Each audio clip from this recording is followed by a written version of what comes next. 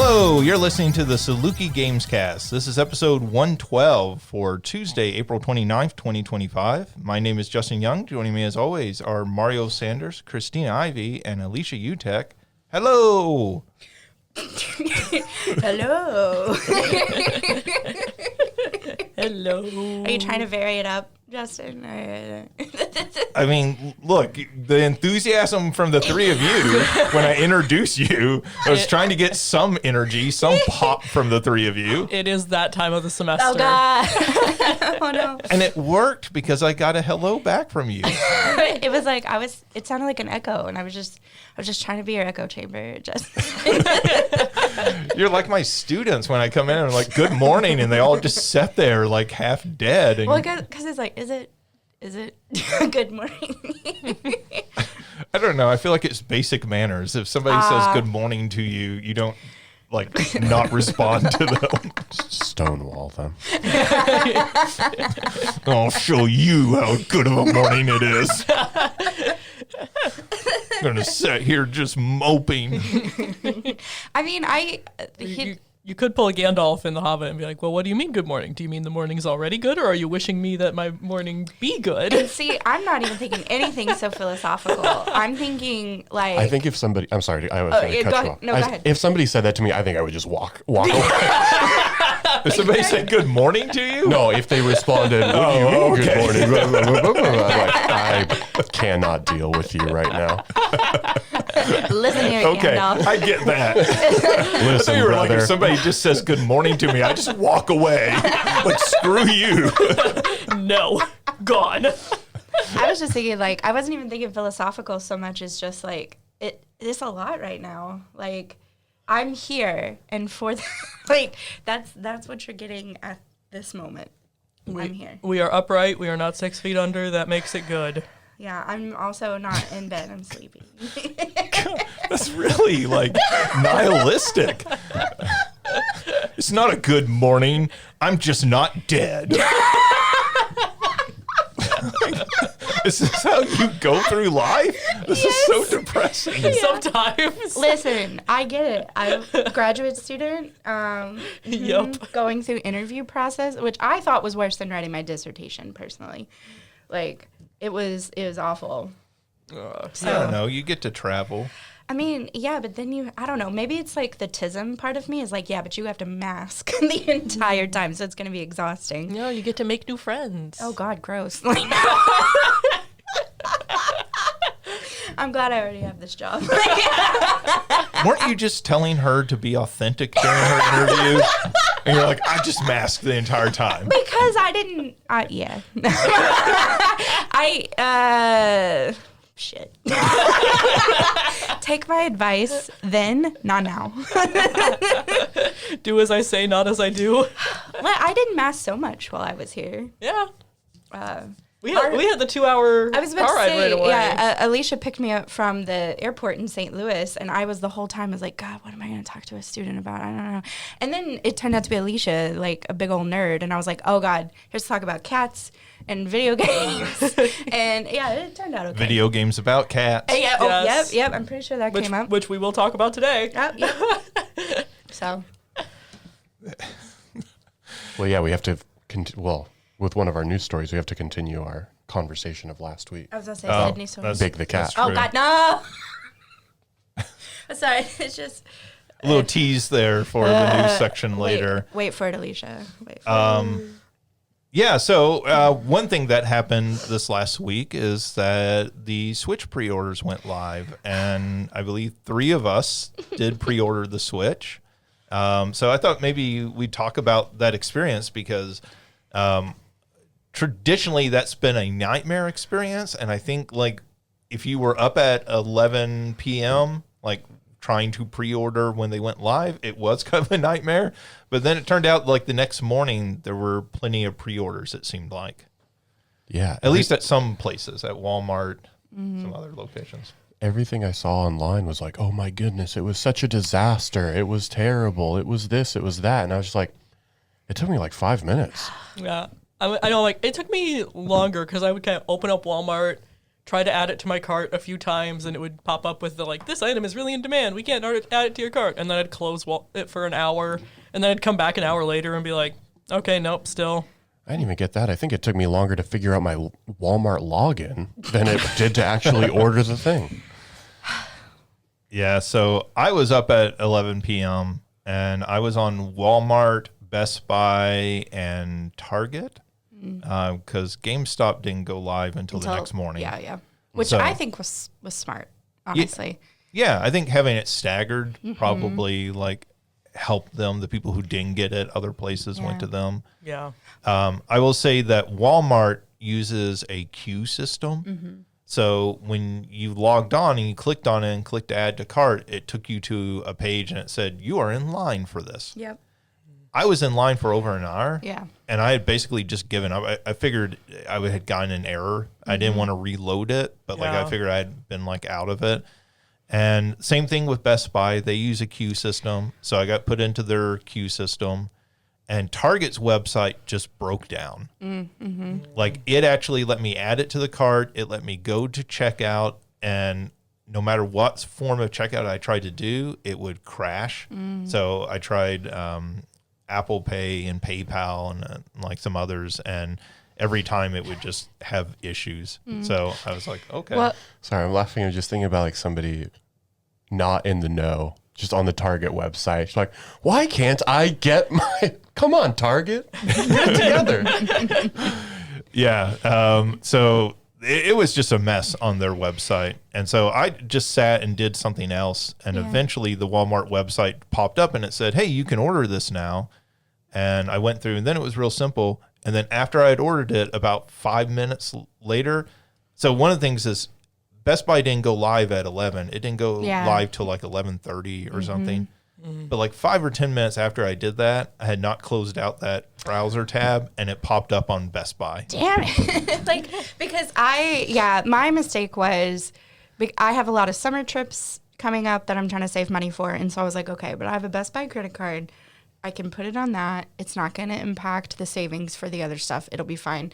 So that's the only place I tried. Right. And I thought I had set an alarm because like I was like, oh God, I'm gonna take a nap and I'm gonna wake up. I didn't wake up until like 2 or 3 o'clock in the morning because I set it for 12 p.m. instead of a.m. of course. And so yeah, I struck out at Best Buy big time. So I'm the only one that will not have a Switch 2 right when it comes out, which is fine. Well, and we don't know what supply will be like at launch. Yeah. So one of the things is, you might not get one launch day, but like how quickly are they going to be able to restock? Is it going to be a matter of a couple of weeks or a couple of months? Yeah. That's what I was talking with my sister about this morning because I was like, I did the pre-order and she was like, oh, maybe I should have. I'm like, I mean, look, I'm getting it and then I'm going home the next week. So like we'll have the chance to hang out and both play mine. And you'll have time before you need to get it for us to be able to play together when we're apart. That's what Because she has a PS5, right? And you don't. Oh, so nice. you're already kind of like sharing consoles when you go home. Yeah. And that's what I was soothing myself with. It's like, okay, it's coming out in June. You're real busy in June because of all of the like sister pride stuff. So it's like if you have to wait a month to get it, it's not going to be the worst thing in the world. That's kind of your pride reward, right? Yeah, For yeah, everything yeah. you do during the month. Like come July, maybe you buy you yourself. put on 3 layers of makeup and sat out in the sun for God knows how long to take pictures. So here you go. Here's a Switch 2. There you go. But yeah, I mean, it was kind of a mess trying to order it that night. But it seems like lots of people were able to actually get pre-orders in. Yeah. It doesn't seem like the problem of the PlayStation 5 launch, Yeah. where lots of people really struggled to be able to get a hold of those. I think one thing that was kind of weird about it was the Nintendo is doing pre-orders through their store. And when they first announced this, they announced, okay, you're going to be able to go on our website, sign up that you're interested in this, and then we're going to do like a lottery system. Yeah. So we talked about that at the time. They're not doing that till sometime in May. Yeah. And I think everybody thought that would happen at the same time the rest of the pre-orders went live. Yeah. Or I thought, if anything, it would be like a day before the other pre-orders or whatever. Yeah, I would have thought the same thing. And so, like, I signed up for that, so maybe I still get a chance to get it. so did I. I wish I would have known, like, about Best Buy. I could have. I don't know if I could have ordered it and then like let you later put in your credit card and order it. Yeah, it's all right. It'll be fine. I'll just hear all the stories from you all, and then I'll get mine the next month. It's fine. I assume the two of you ordered the Mario Kart bundle. Yeah. Yeah. Did you not? No, I did. Okay. Just the way you said that, it was like, did you get something else? Did you? Oh, no. I got that. I just like we talked about, like, I'm going to buy Mario Kart eventually. Yeah. Mm-hmm. So might as well get it. And it's really the only, like, it's their only launch game, right? Like, it's the only launch game for Nintendo. I mean, I understand, like, Donkey Kong's in the launch window, but that comes out a month later. Right. So, unless you're going to buy a third-party game, and, there's some cool third-party games there. I don't know that there's anything that's really selling people to buy the system if you're not going to get Mario Kart with it. Elden Ring, maybe? Is Elden Ring a launch game? I'm not sure if that's a day-and-date launch game. Yeah. Seems like it should, because that would sell huge. It'll sell huge regardless. Yeah. But, that game has sold over 30 million copies, which just seems crazy for such a kind of hardcore game. Mm-hmm. And it'll sell probably at least a few million more on Switch when that comes out. All right. Well, why don't we move on over into what you've been playing? Alicia, what have you been playing?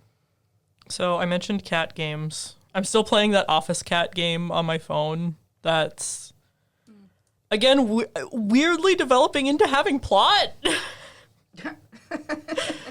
Like, all of a sudden, so your character is just this cat who's trying to be a CEO, trying to be rich, whatever, and most of your communication is through text messages with, like, your mom and the secretary and the legendary CEO and, like, these other people who will be like, oh, like, I'm with this company and we're gonna rent a room in your building and whatever.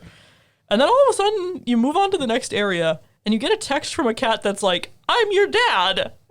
It's like, what? What on earth? I bet there's a lot of cats who don't know their dad. Yeah, but it's like, That's basically the premise of the Garfield movie. That's true. That's true. Thanks for that deep cut, Mario. You're welcome. but yeah, so it's like this random fisher cat is texting you and is like, I'm your dad, and you're like, no, this is a scam. Like, now that I'm rich, like, somebody's trying to do this. And he's like, no, like, that scar that you have on your left leg or something like that, and like, here's exactly how you got it and whatever. And you're like, okay.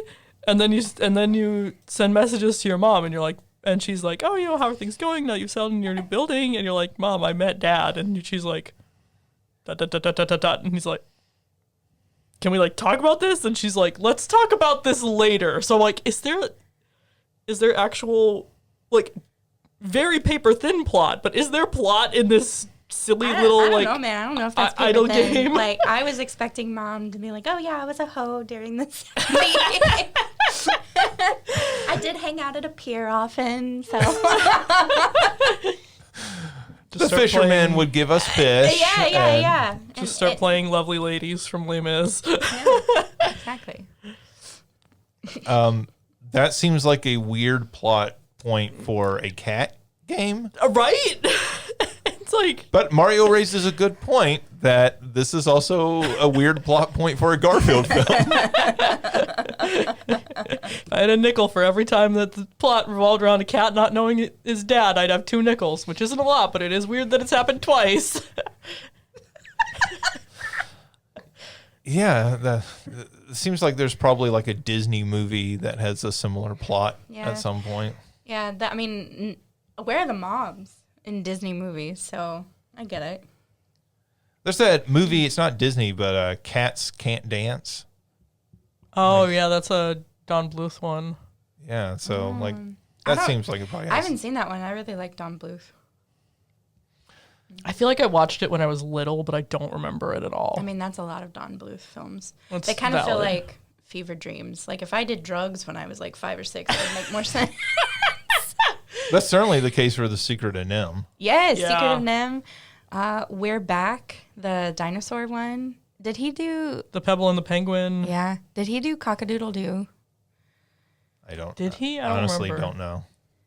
Mario shaking his head. It feels like one of those. I don't know. There's a lot of films that Thumbelina, maybe. I don't know if he was in with Thumbelina or not. He did Anastasia. Yeah. Yeah. Fantastic movie. Yeah. I really, yeah. And it's a very like interesting art style too, because it's like almost Disney, but not quite. Yeah, it's like that's a you know a Don Bluth film when you see one. Yeah. That's why I'm like, was it Cock-a-Doodle? I don't know. It's been a while, but I was obsessed with that one when I was little. So anyway.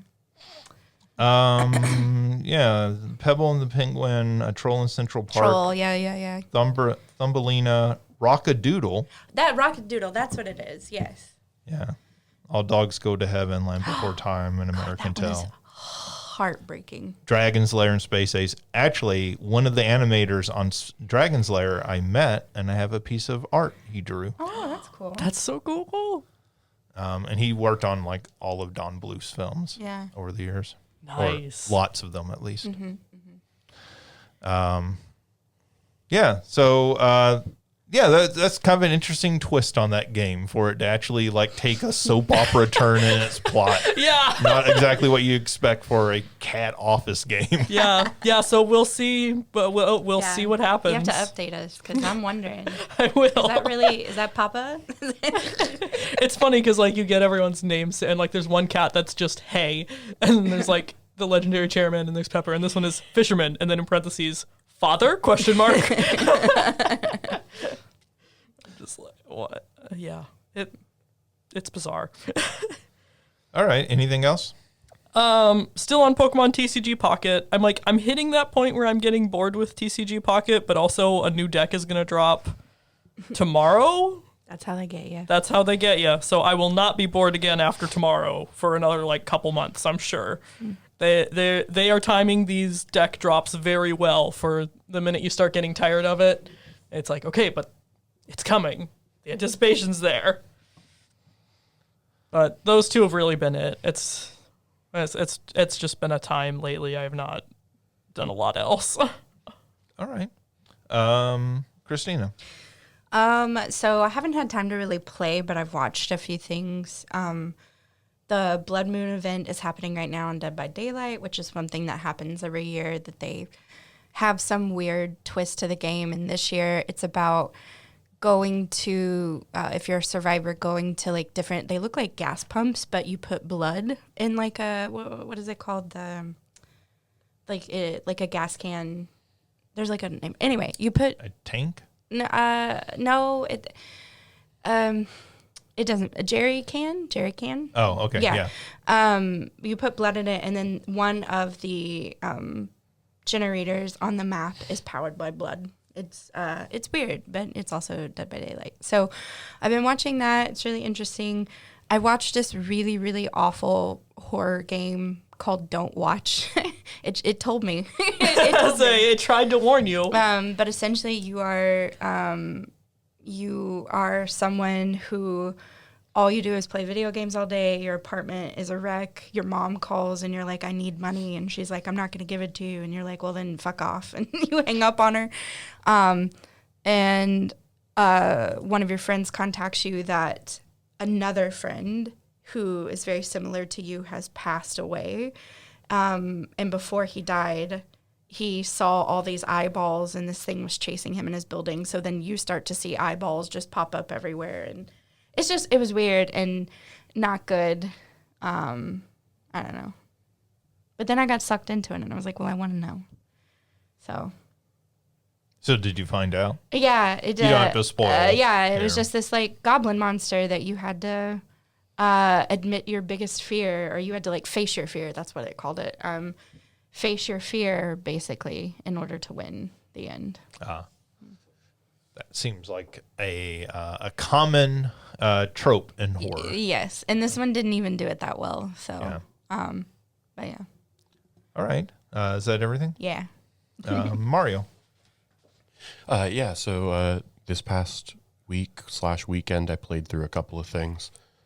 First, I played through South of Midnight. Game that came out, it's probably about 3 weeks ago or so, 4 weeks ago or so. I think basically the same time as Blueprints did, which is what distracted me. It is very okay.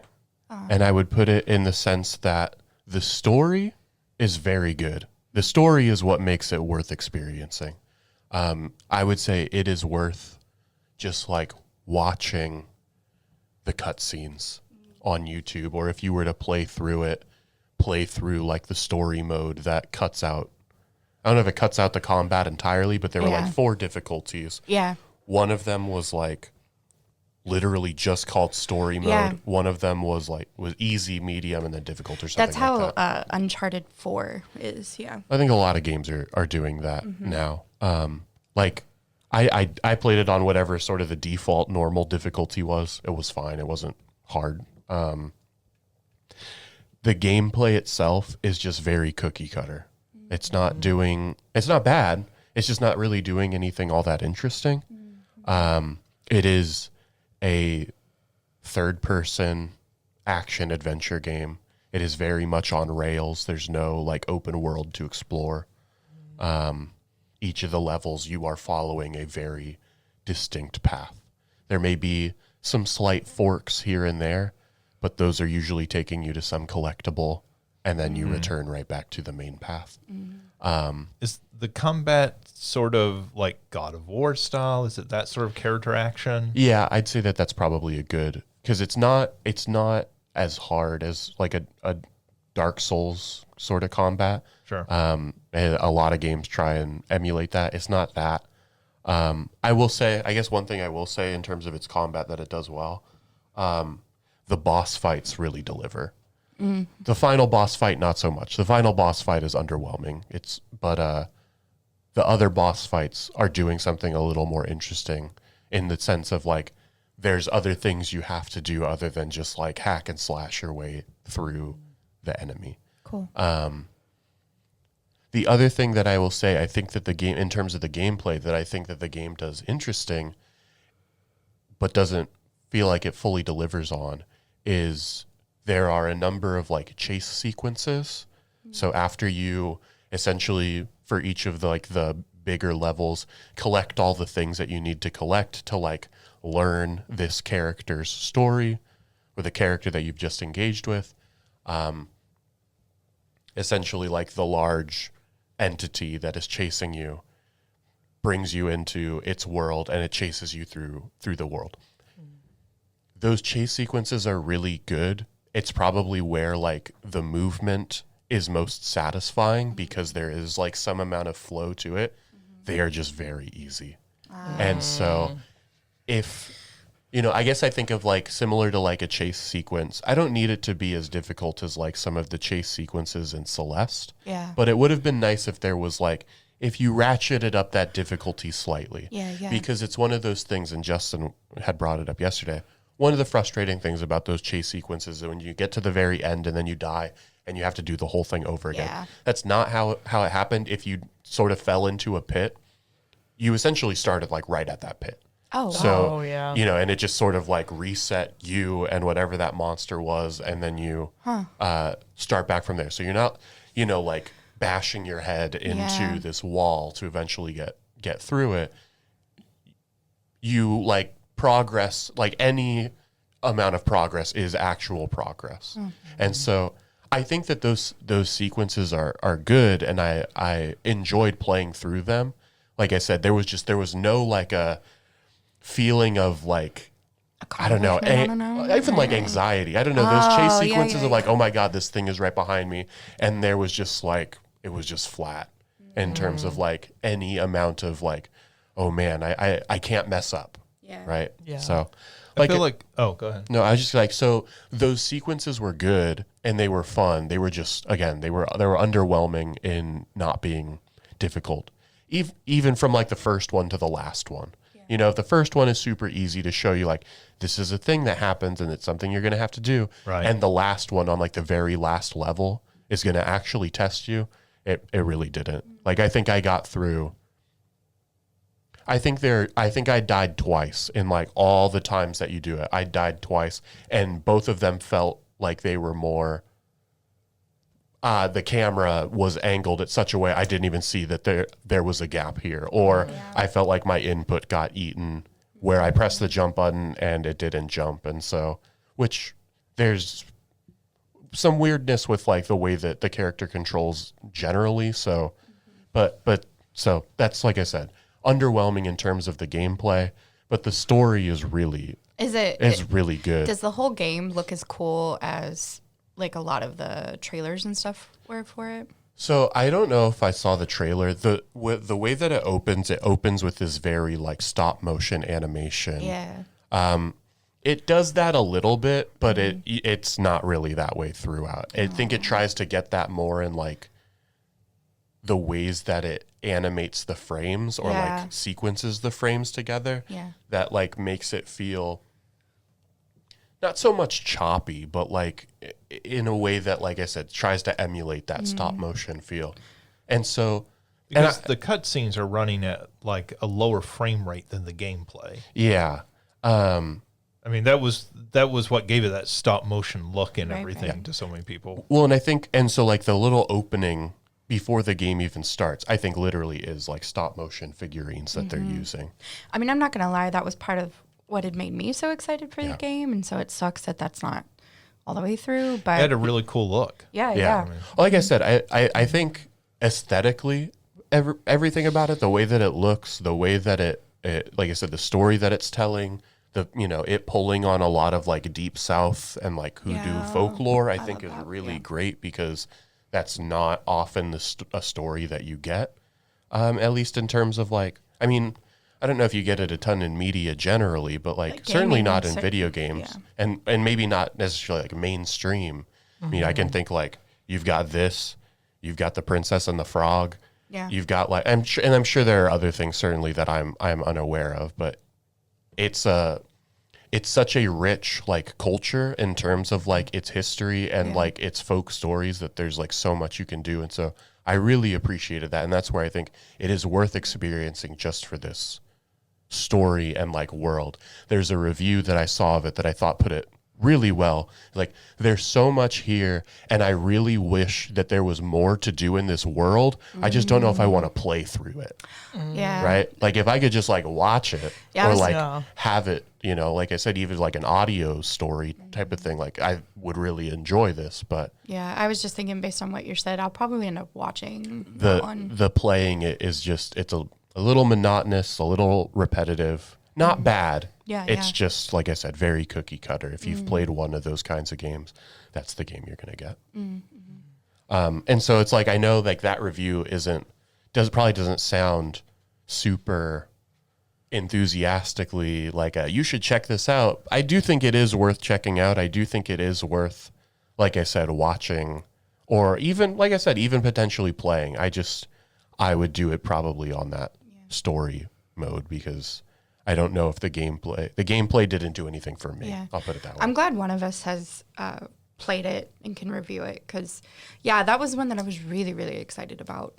And it sounds like story-wise, I'll get what I was hoping for. So that's good. Like, it's one that when we get to our end of the year, I will definitely have something to say about whatever, like the style, whatever those awards are. Aesthetic, something. Yeah, like I would definitely have something to say about it for that. And I think it's deserving to be part of that conversation. Cool. But I don't know if it's like a game of the year type of candidate for me, at least.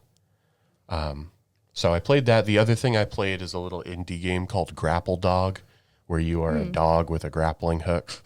And it's basically a little indie platformer. It's pretty good. It's longer than I expected. But yeah, I don't know if I have a ton more to say. What kind? Are you like a little dog or are you like a big dog? Are you a German Shepherd? Like, Yeah, grappling, like, or- what are you asking with that question? You're like I just want to know what kind of dog it is. I think you're like a. Well, I mean, that's what I was wondering. Were you asking, are you like a Dachshund or are you like a Doberman? Okay, yeah. Are you a big boy? Are you a little boy? I mean, it's very. You're still a good boy. You're still a good boy. It's very cartoony, so I don't know. It's like maybe like a lab. I'm also not a dog person, so that's the dog. Let me see. Let me see. Yeah. It's very cartoony. It's very It could be cartoony. lots of dogs. Yeah. Yeah. It could be a golden retriever. Yeah. I guess that's more the one I was thinking. It's like it's Okay. very cartoon, generic dog. A golden retriever with a grappling hook. Think about it.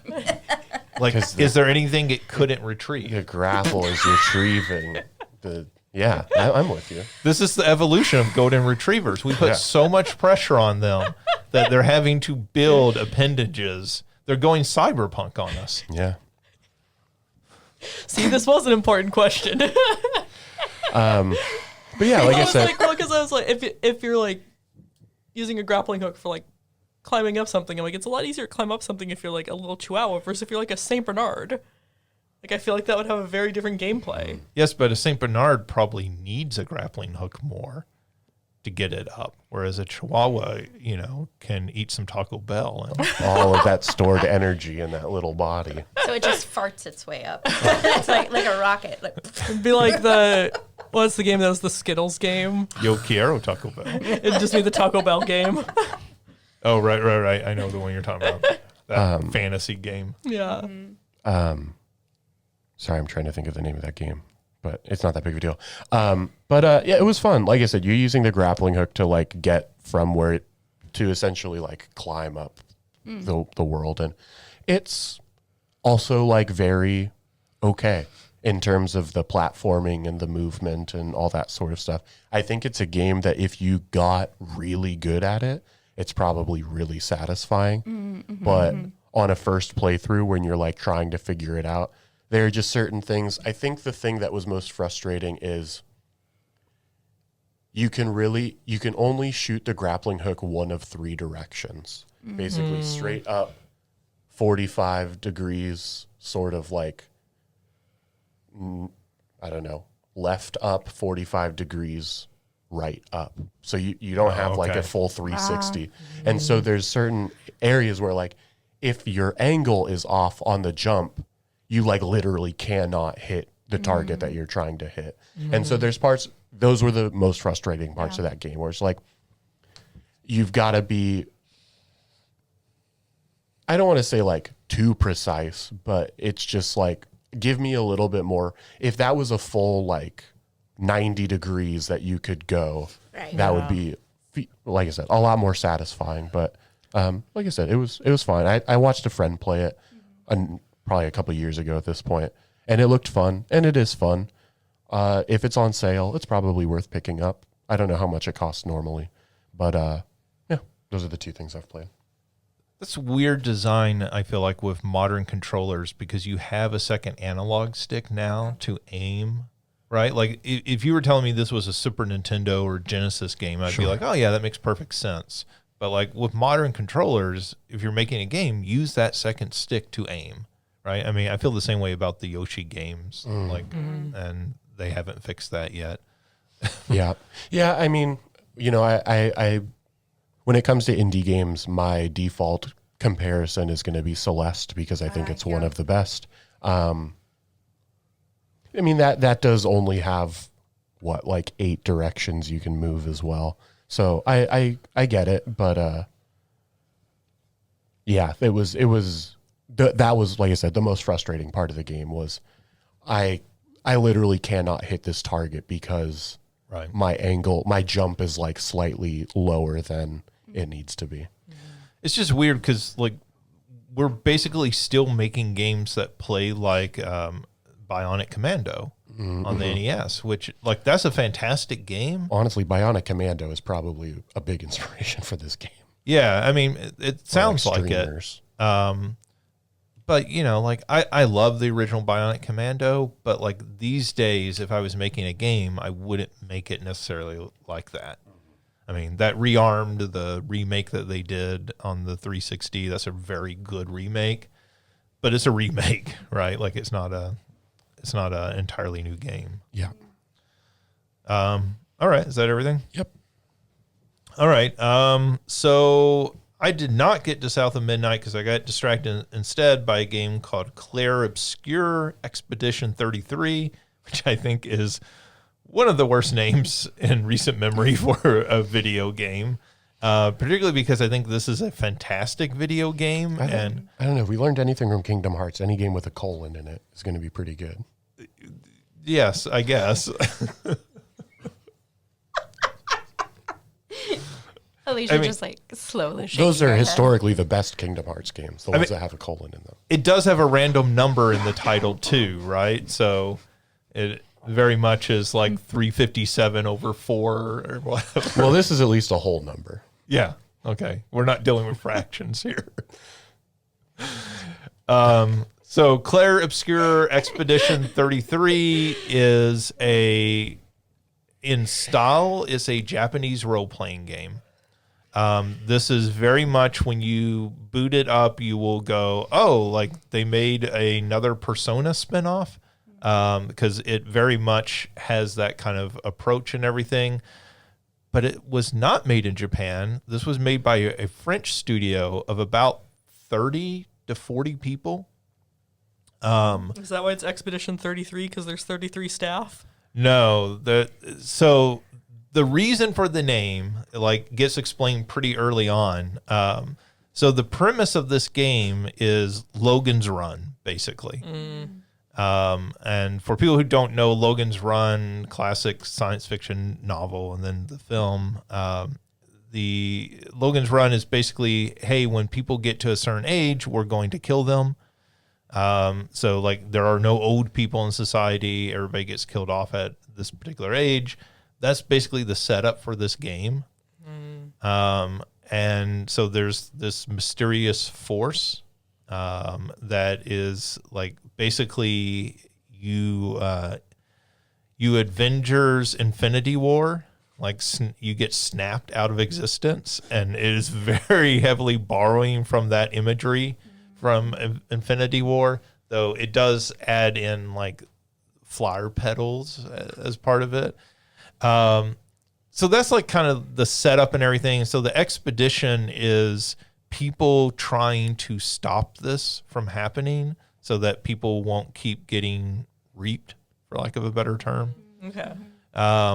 And there actually is in game there is a specific term they give it, but I can't remember offhand now. The thing that makes this game like immediately striking to you is it's a gorgeous game. Like for a game that was, and that's the reason I note how many people were making this game. This game looks to me as good as like basically anything Square is putting out. Yeah.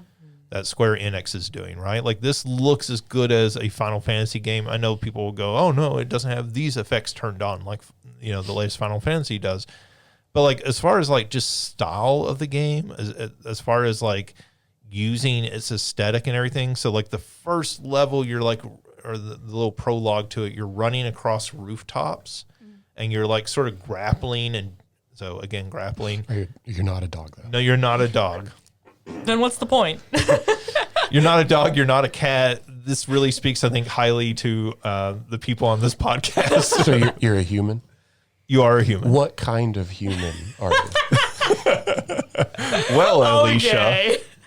Okay. Okay, I was with Alicia on that one though, because like the comedy of like, I don't know, like a chihuahua being zoomed across with a grapple hook versus a Saint Bernard. Those are two different visual images, and I need to put one of them in my head. I like how you like start doing the voice for Saint Bernard or Saint Bernard. Yep. That's what I'm talking about. The fact that you giggled at that means that there's something to that, the difference between the two. No, I'm giggling at your voice, not the image of a Saint Bernard.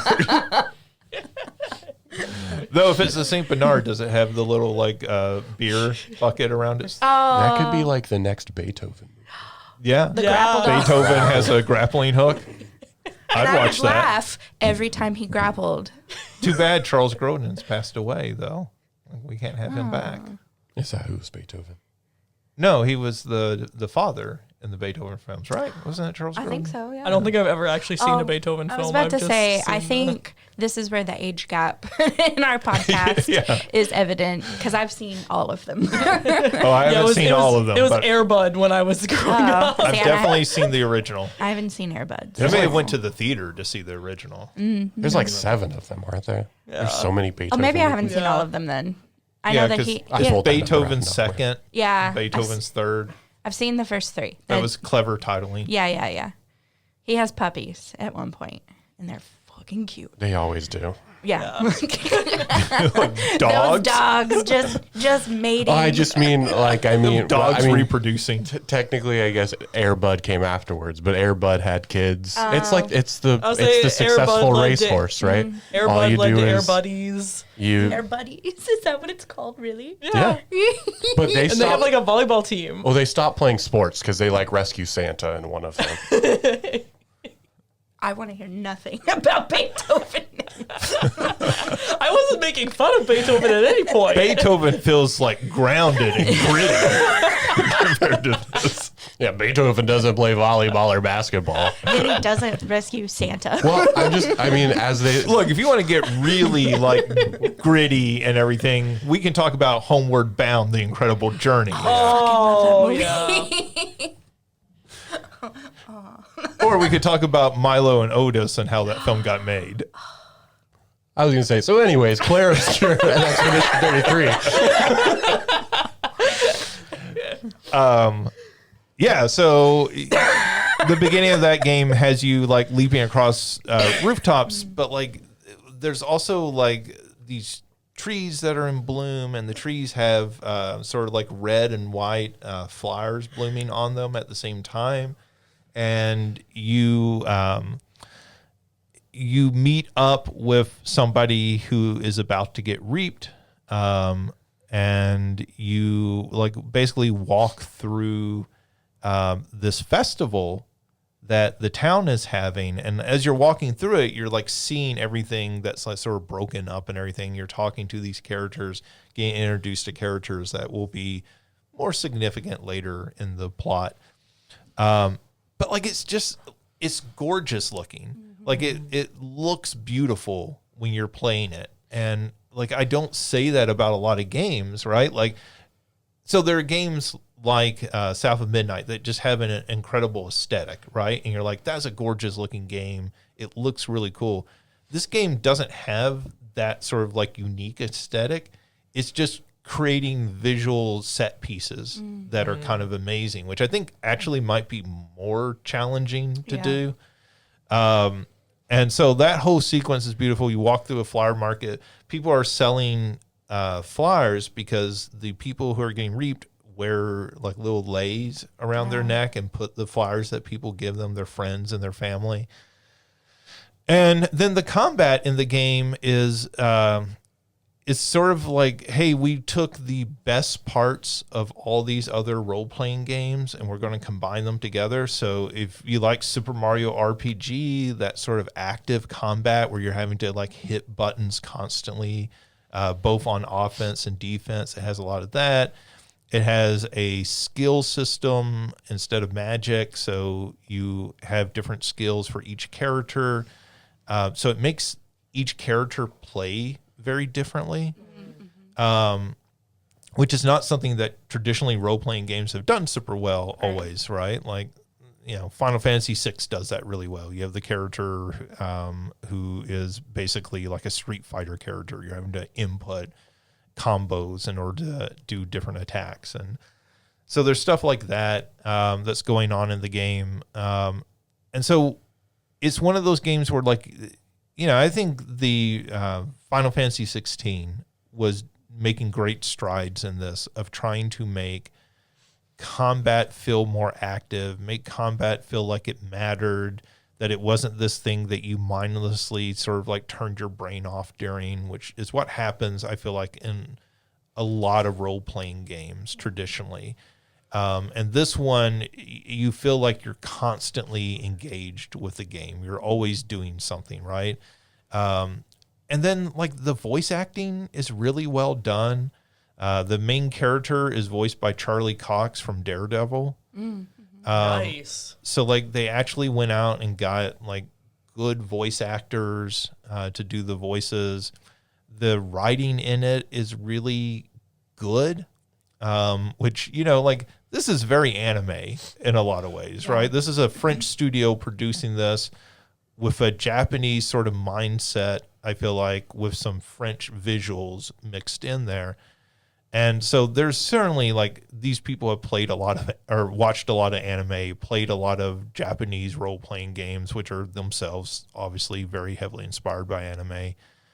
But, you know, like the characters feel like real people. Their conversations are interesting. I feel like in a lot of games, I get to the point where I'm just like, you know, pressing the button through the conversations because I don't really care. And it's so perfunctory and boring to listen to these characters talk.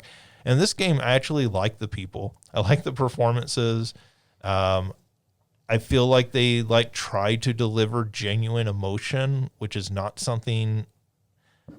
I felt something within the first 2 hours of this game playing it. Like I felt a genuine emotion. I felt a genuine reaction to what was going on screen. And that is not something that happens when I play a lot of video games.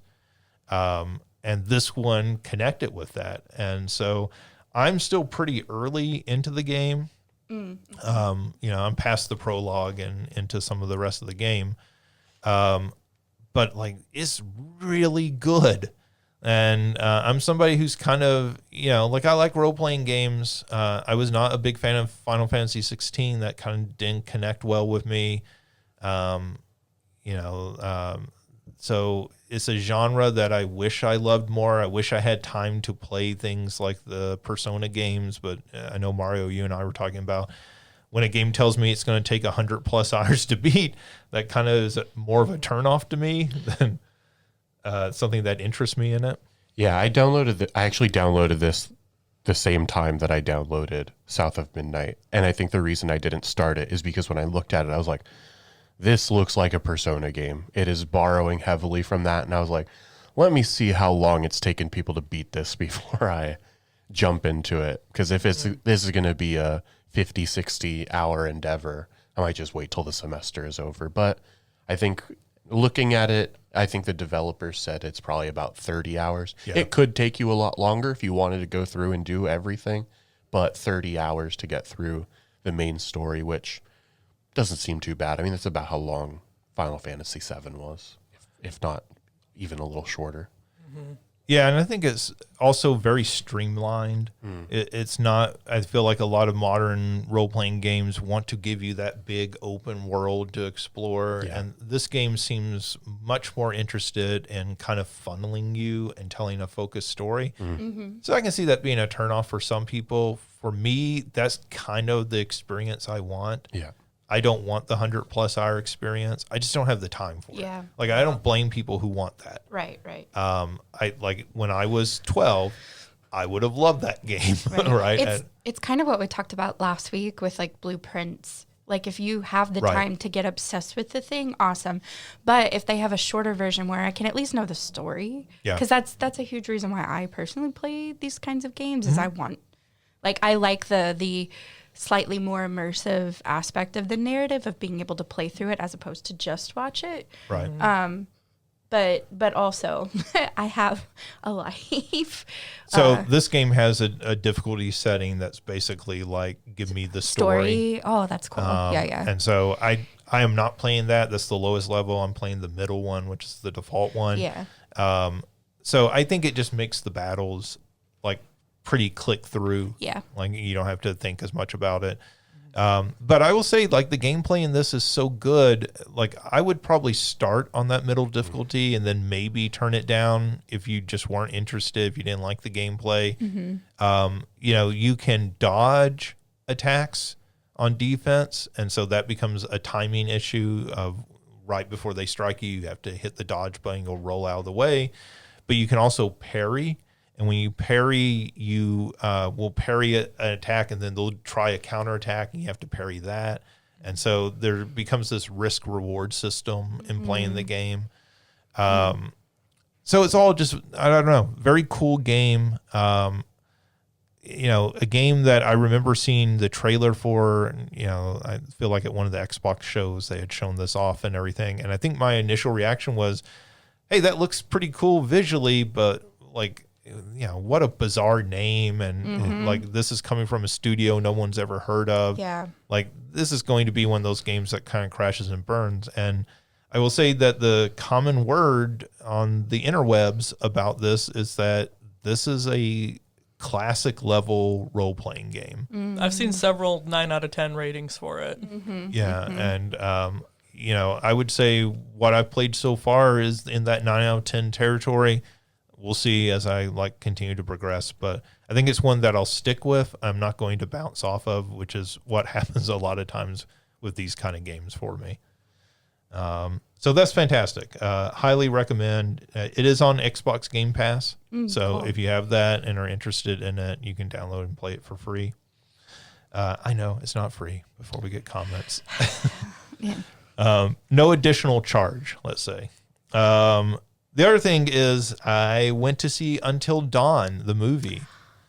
So this is the film adaptation of the PlayStation game that has almost nothing to do with the PlayStation game. Yeah.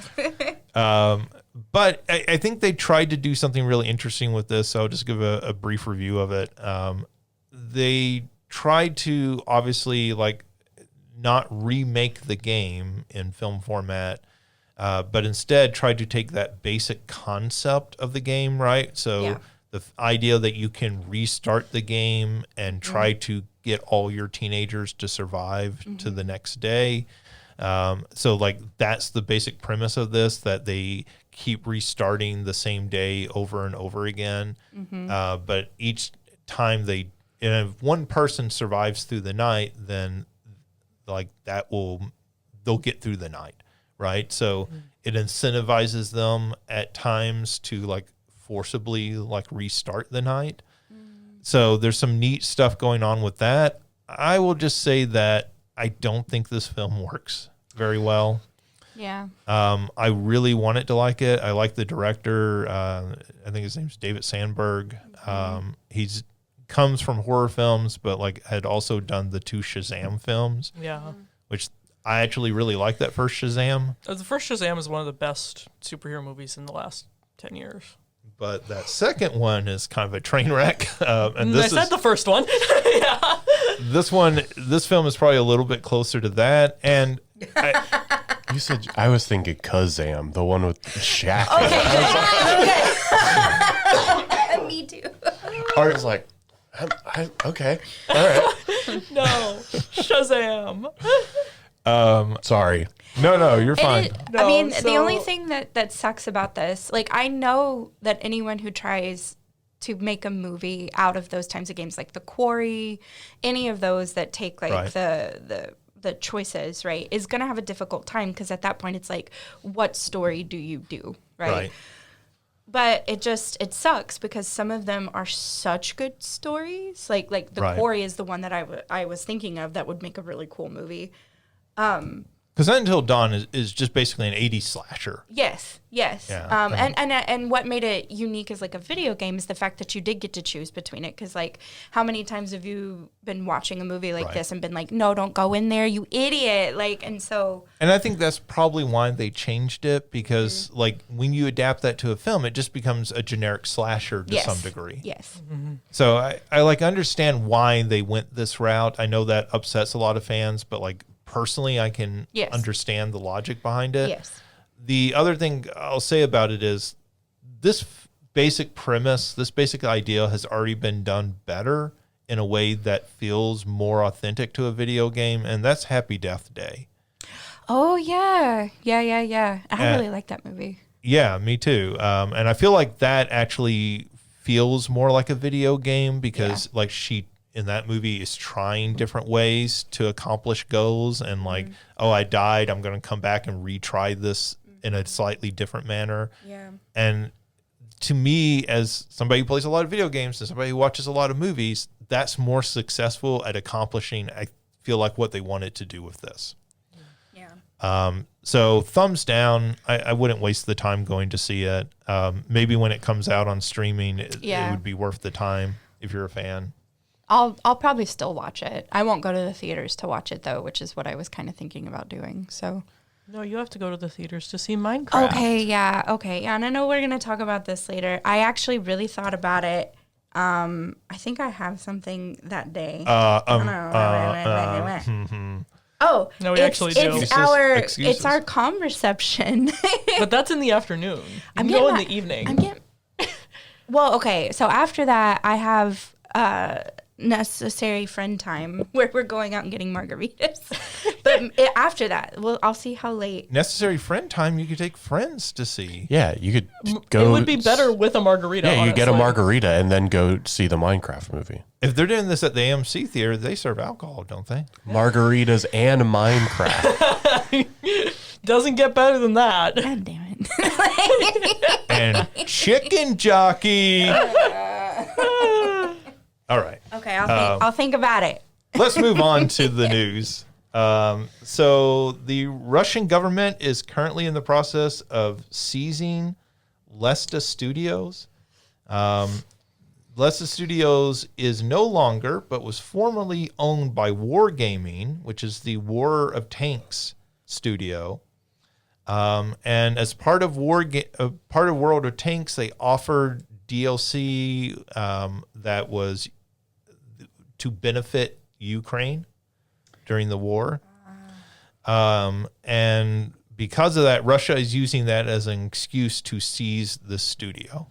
The Russian government is using this as an excuse. I will say, again, they are not attached anymore. The studio has no control over Wargaming. Wargaming has no control over them. Yeah. You know, it's kind of weird because we talk about, we don't talk about, I feel like maybe we have more recently. We try not to talk about politics a lot on this podcast. But, the war in Ukraine has affected video games quite a bit. There's the Shadows of Chernobyl 2 that got huge delays. There was the Nintendo game. What is that game? The strategy game. Oh, Advance Wars. Yeah, Advance Wars, the remake of Advance Wars that got delayed. So, I mean, certainly, none of this, all this pales in comparison to the human toll. But, like, this is the human toll at some level, right? People's jobs, people's, like, living and everything that gets disrupted by something they have no real control or, effect on. So not to start with a bummer of a news item, but I think it's worth discussing and talking about. We just talked about Clair Obscur Expedition 33. It has passed over 1 million copies shipped. That does not include any of the Game Pass people playing it. So that's just like pure it's shipped. It's not actual sales, but they did report over 500,000 in sales. So they're getting close to that million number. Again, we've talked about on here before that the Final Fantasy VII remake sold something like 3.5 million copies. Yeah. Right? So this much smaller, much lower budget game that comes along and is, approaching 1 million copies basically in its first week, that's a pretty big accomplishment for them. Right. Well, and this is also not going to include anybody playing it on Game Pass as well. Right. Yeah. So that the number of people who have played this game who is going to far outnumber the total that they actually sell or ship. Yeah. Absolutely. So, yeah. So that's a big accomplishment for them. I mean, it's always cool to see the smaller developers succeed. Yeah. Not that we want Square Enix to fail. We would like them to also succeed. But I mean, just as a point of reference. Let's see. A speedrunner has finished Zelda Breath of the Wild in 7 minutes at a Switch 2 event. I love speedrunners. I do too. This is at the Switch 2 events, you can play the Switch 2 version of Breath of the Wild that has the updated resolution and frame rate and everything. You are limited to 10 minutes at the kiosk to play any of the games. So he's like, I'll beat it in 7. So this That's amazing. speedrunner went and played it in 7 minutes, beat the game, and apparently a crowd assembled behind him while he was playing, and then was cheering for him at the end. Who was it? I want to. I believe he was a Japanese player. So It's really cool. Indiana Jones and the Great Circle is selling faster on the PlayStation 5 than Xbox or PC. I don't think that's a shock at all when it comes to Xbox because, again, Game Pass. That's where I played it. I'm sure that's where you played it, Mario, on Game Pass. But, again, this is why Xbox is porting all these games. We talked about Forza Horizon 5 last week. There's a reason, right? Like this ekes out more money, and in some ways often it sounds like it's eking out more money than they were getting through other channels. And it's just number of people as well, right? Like, there's more PlayStation 5s out there that people have than Xboxes. Yeah. Maybe not PCs, but PCs that can run it, maybe. Yeah. Yeah, I mean, there's a reason lots of people still play video games primarily on console, right? Yeah. PC gaming is expensive. Let's see. The composer for the Ace Attorney series, Masakazu Sugimori, says the original game may never have become a series today because initial sales were too low to greenlight a sequel in today's market. Basically, this was an interaction on social media where he said, you know, that first game sold probably well enough to break even or turn a small profit, but it wasn't this huge success. And that, you know, in today's market, that would have prevented a sequel getting made. But he said, you know, we did, because the people at Capcom had a passion for that franchise. Yeah. They did greenlight a sequel and then another sequel. And now there's 11 plus games in that franchise, and it has become very successful for Capcom. You know, this is, I think, very similar to what we talk about in television, the classic story that, Seinfeld was not some ratings hit in its first season, but the people at NBC were very big believers in it. They thought it was really funny. And, you know, that show would be canceled in today's market, but obviously it grew into one of the biggest hits ever in the history of television.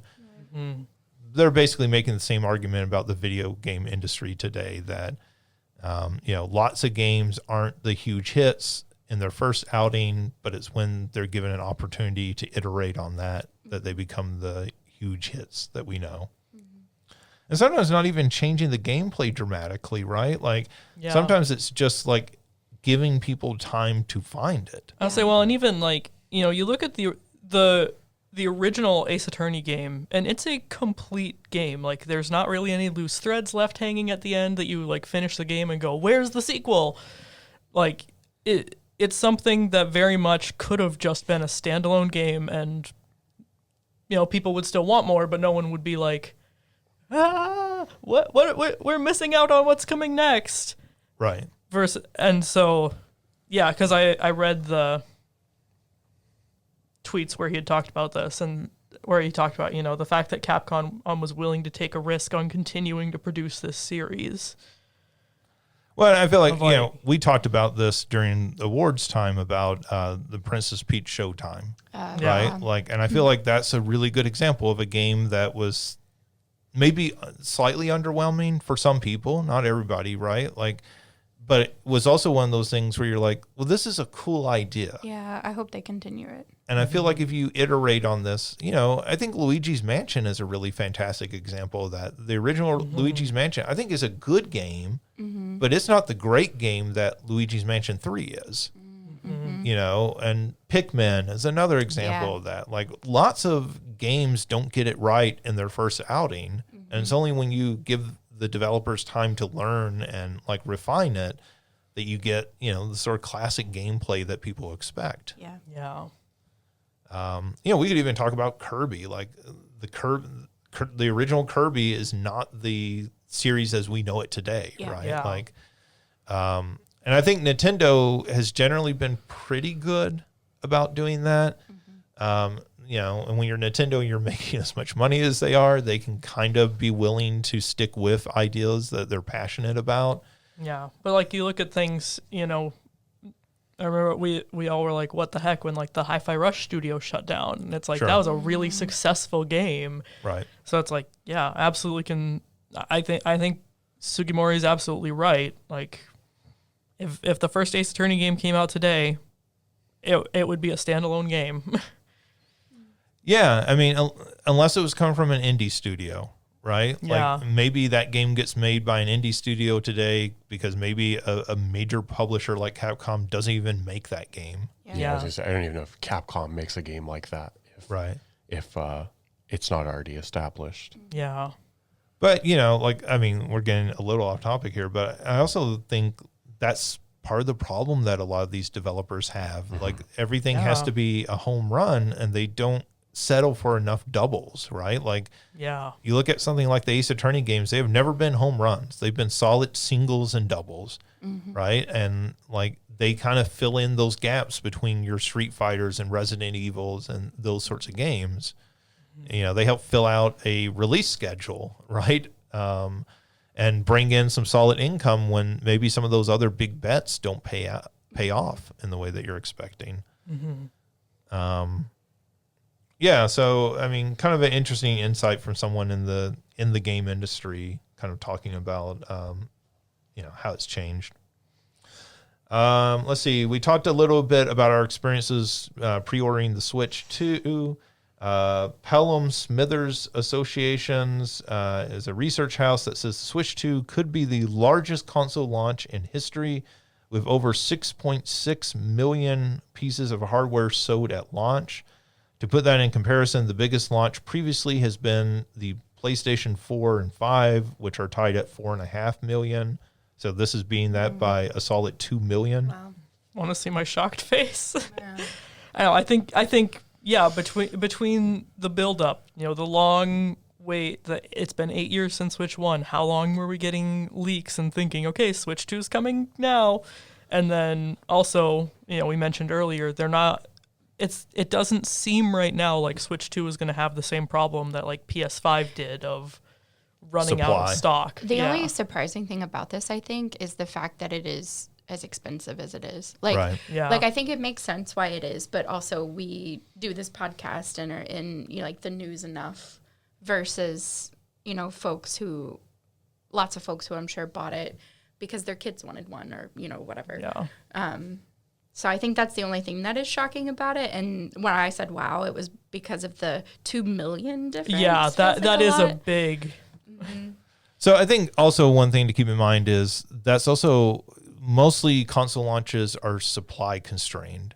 Yeah. So, right, like when you think about the Wii, like the Wii, how many units could it have sold if it had that many units to sell? I mean, I'm sitting here as like the one person that didn't get one, and if I'd had the opportunity to, I would have gotten it. Right. Yeah. So, like, you know, it would have been 6,600,001.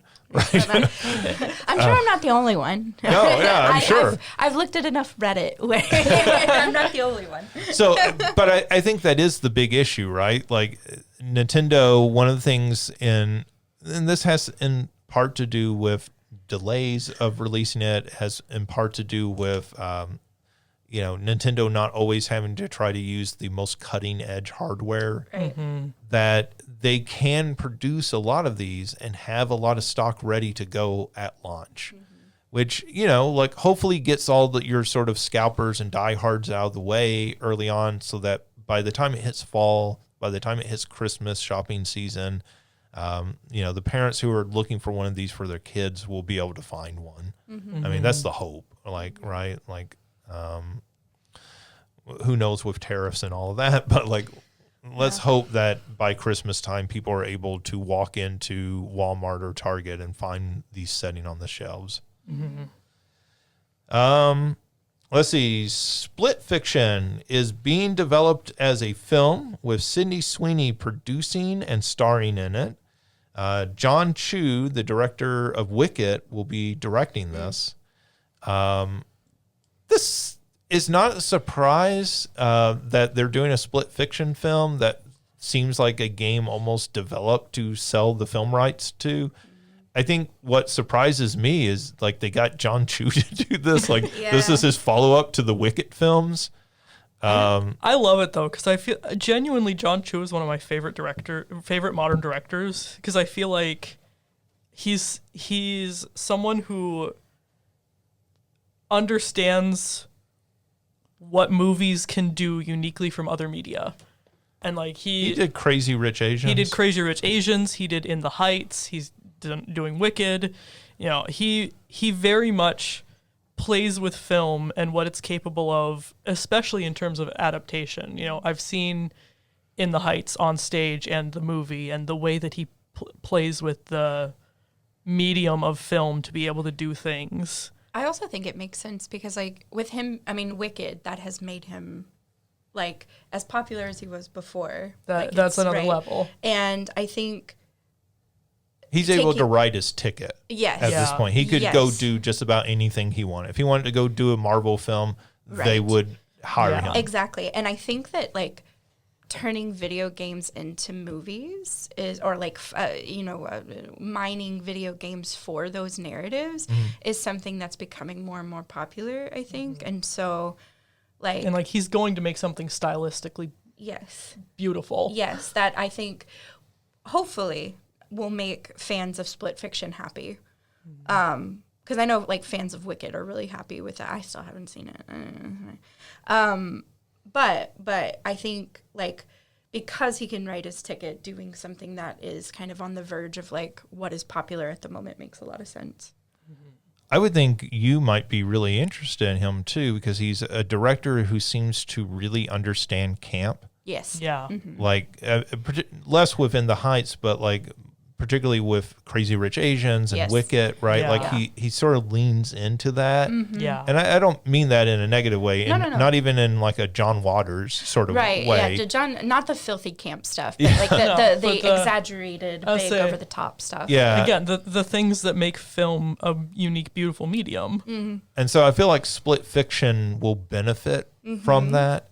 Like, I feel like he is a uniquely qualified director to tackle this, because there are certainly directors you could have who would try to tone it down. Because I have not played it. I know Mario. I would say Mario, you've played it. But like these are very like bright, like, you know, they kind of like lean into the over the top, you know, colors and sort of over the top like settings and everything, which feels very like a good matching with his directorial style. Yeah, I will just be interested to see how, you know, I just assume this will be a 2-hour film. I feel like that's probably a good average time length. It might be 3 with Wicked Part 1 was 2 hours, 40 minutes. I'll just be interested to see how they can pull off this story where like the whole point is them going from story to story to story to story to story. You know, I don't think you can just do like, we're going to do this one story from this character's, you know, writing, and then we're going to do another story from this character's writing, and then that's it. And I'm just like, I'm not looking forward to the montage of them jumping through 6 different worlds. Right. And so, because it becomes that Doctor Strange movie at some point, the Multiverse of Madness. Oh God, I hope not. and I guess so my cousin and I have not finished this game. We've played through, I think we've played 3 of the worlds, and each of those worlds took about 2 hours to get through. And so I'm not expecting it to be that level of depth. I will just be interested to see how they navigate that. One, I think this movie could be ridiculously expensive, just in terms of like, we have to have all of this like Granted, I know it'll all be CGI, but like we've got to It might have not all be. of He's these pretty like big on. fantasy settings, but then we also have to now have all of these sci-fi settings Right. as well. And so, like I said, I'm interested. I think the only movies that you listed of his that I've seen is Crazy Rich Asians. So like, and I guess I know how successful Wicked was and how much people enjoyed it. So like, I'm willing to trust that he'll be able to pull it off. We joked last week about like Sydney Sweeney's range. The character that I see her as is not any role that I have ever seen her play before. So like, I think that will also just be like interesting to see. When I play that game and I think of these two characters, she is not somebody that I think of in terms of like who would portray these two characters. In many ways, it's a more exaggerated example, but like it is the characters from the Wednesday show. You've got the one like very like moody girl, and you've got the one like super bright and bubbly girl. I was like, which one's which? But no. And so it's like, I joke like, oh, well, if Sydney Sweeney's playing the like bright and bubbly girl, mostly because she's a white blonde girl, that's why I think it'll be her. The other one is, I don't know, ethnically ambiguous. That's the Jenna Ortega role, because that's just like she will play the. Do they cast Jenna Ortega? I mean, yes, please. Oh my God, It feels yes. like it would be the most obvious, like in terms of like who would play this character. Anyways, but I guess I'll be interested in seeing how it comes to be. I mean, this is also, I think, the thing to recognize is this is a film that is years and years away at this point, most likely. I think what's really interesting is that Sydney Sweeney is becoming the Jack Black of video game adaptations. Yeah. Like, is she just going to like she tried to do a Marvel film? It was the Sony knockoff brand of Marvel films, right? I was going to say, which one was she in? She's in Madam Web. Oh. Yeah. And so, like, it feels like she was like, okay, that's not going to work for me. I should probably pivot. I'm going to pivot to video game movies. And she's got Outrun and this now lined up. And of course, I mean, Big you're the absolutely, Cat. Yeah, Big the Cat. So you're absolutely right that oftentimes these don't actually get made, or if they do, they'll take years. Like, projects get announced in Hollywood and they never actually come to fruition. We've talked about several on this podcast. Especially video game movies, it feels like. Yeah. I feel like you could pull up any popular video games Wikipedia. Like, in this year, a film adaptation was announced. It never came out. Yeah. It's like, Heavy Rain was one of those. I've heard rumors about Dead by Daylight. Yeah. Like, granted, I'm more likely to believe that it would come out now with all of the adaptations we've seen as compared to this being announced 10 years ago. But like I said, I'll be interested in it for sure. And Split Fiction, so we talked about this last week. Split Fiction actually has a story to adapt versus Outrun, which seems like, oh, we're going to make a movie about a man and a woman driving a Ferrari across the country, right? Like, there's no story there. Yeah, that's just we're using the Outrun name and we're crafting a story ourselves. And a very outdated name, right? Like, that was one of the problems. Whereas this is a successful video game. It's just come out. If you can get a script ready and be ready to shoot this next year, then you're looking at maybe it coming out in 2027. Yeah, I mean, depending on how fast you could do it, I mean, it might be really ambitious to try and get like a trailer out by the end of this year. I don't think that's something that could happen. But I just think like this will be a Game of the Year candidate. Yeah. This is something that you could show at like this year's Game Awards, right? Right. And it would hold a lot of like weight. Whereas I feel like if you're not showing that trailer until next year, it's like, does Split Fiction have that same cachet in terms of... Well, maybe you just do a teaser and you get the two actresses. You could to definitely do that. Yeah. Have them in like they have like little jumpsuits or something that they're wearing in the game, right? Yeah. Like, have them in those jumpsuits and like have them like turn to the camera and say something and say Split Fiction, 2027 or something. Like I feel like the crowd would go wild for Oh, that. absolutely. too. And like I Yeah, said, yeah. like I don't think you could. Like I said, I don't think you could get a full trailer. That No, would be a no. terrible sign if they did. But yeah, a little. This teaser. isn't a U-Bowl film. A little teaser is something that would make sense. And like I said, to be able to, it makes sense that they're announcing this now. I think to be able to win Split Fiction is probably at its most popular again will be at the end of the year when it's on Game of the Year lists. Yeah. And so to be able to do something then, I think would make sense. Well, we talked about Capcom a little earlier and mentioned Resident Evil. Resident Evil 4 Remake is now the fastest in the franchise to 10 million copies sold. So, like those games were always successful. I feel like that's a franchise like, much like Monster Hunter for Capcom, that it's like reached a new level of success, right? Like the expectations for that. And again, it's one of those franchises that you look at and you look at other games, like Metroid Dread sold like 3.5 million to 4 million copies. Resident Evil sells 10 million plus copies.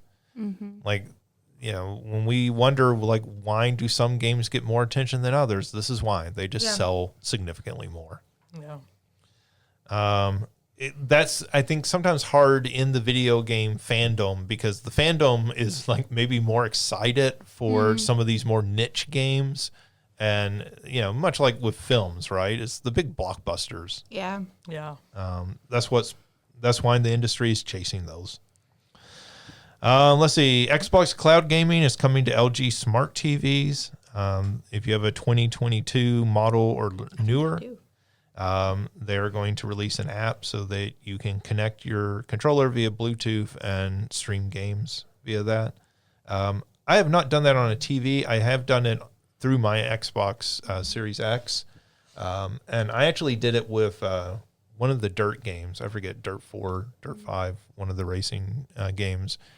And I thought it went pretty well. Now, I have pretty fast internet, but my console was actually on Wi-Fi. It wasn't, connected via Ethernet. Yeah. And I got, it was entirely playable to me. I don't have an Xbox, but I have an LG TV. So, Yeah. and one that I bought since I've been here. So, Well, you are the target demographic for that, right? Honestly, like yeah. somebody that they can get to subscribe to Game Pass and stream the games on there. yeah, just have to get a controller. But that's far less than the actual console price. I was going to say, that's a lot Yeah. cheaper than a. Yeah.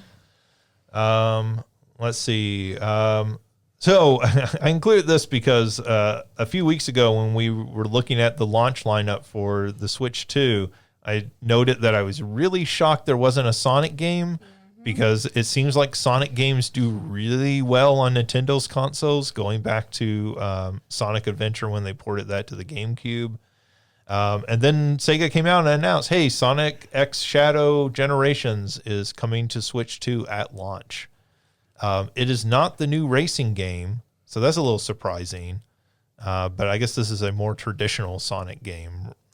Yeah. Well, my guess is that the cross worlds will come later. They just don't want to compete with Mario Kart World. Yeah, that probably makes sense. Probably a smart decision. Yeah. And was the original Sonic and Shadow, or just Sonic Generations, did that ever get ported to the Switch? I think so. Okay. I might be wrong. Because that was like I feel like probably, but I also don't know for sure. Yeah. I don't know either. I saw somebody playing this yesterday though. It looks great. Like again, visually it looks great. Yeah. I'm sure it has its fair share of Sonic jank when it comes to how it actually plays, but Sonic jank. it looks good. No, I will probably get this Well, yeah. fairly early on with Switch 2. Well, I haven't gotten it yet. I mean, Anything else? we assumed. I will say that Sonic Generations is like one of the best Sonic games in recent years. Like it's right up there with Mania, and I have not played Frontiers. I know, Alicia, you really like Frontiers. But like Mania and Generations to me are the two best Sonic games in like the last 15 years or so. Well, what are the two you just said? Generations Frontier. And Mania. and Mania. Oh. Mania is more traditional 2D Right, style, right? But this is 2D and 3D. Yeah. That was the like gimmick. Yeah. Like you have classic Sonic and modern 3D Sonic. Yeah. So yeah, that's neat. I think that game will sell very well. Yeah. I know Amelia really enjoyed playing it on PS5, so she'll be happy that I finally get it. Christina, Warner Brothers is hosting block party editions of Minecraft the movie.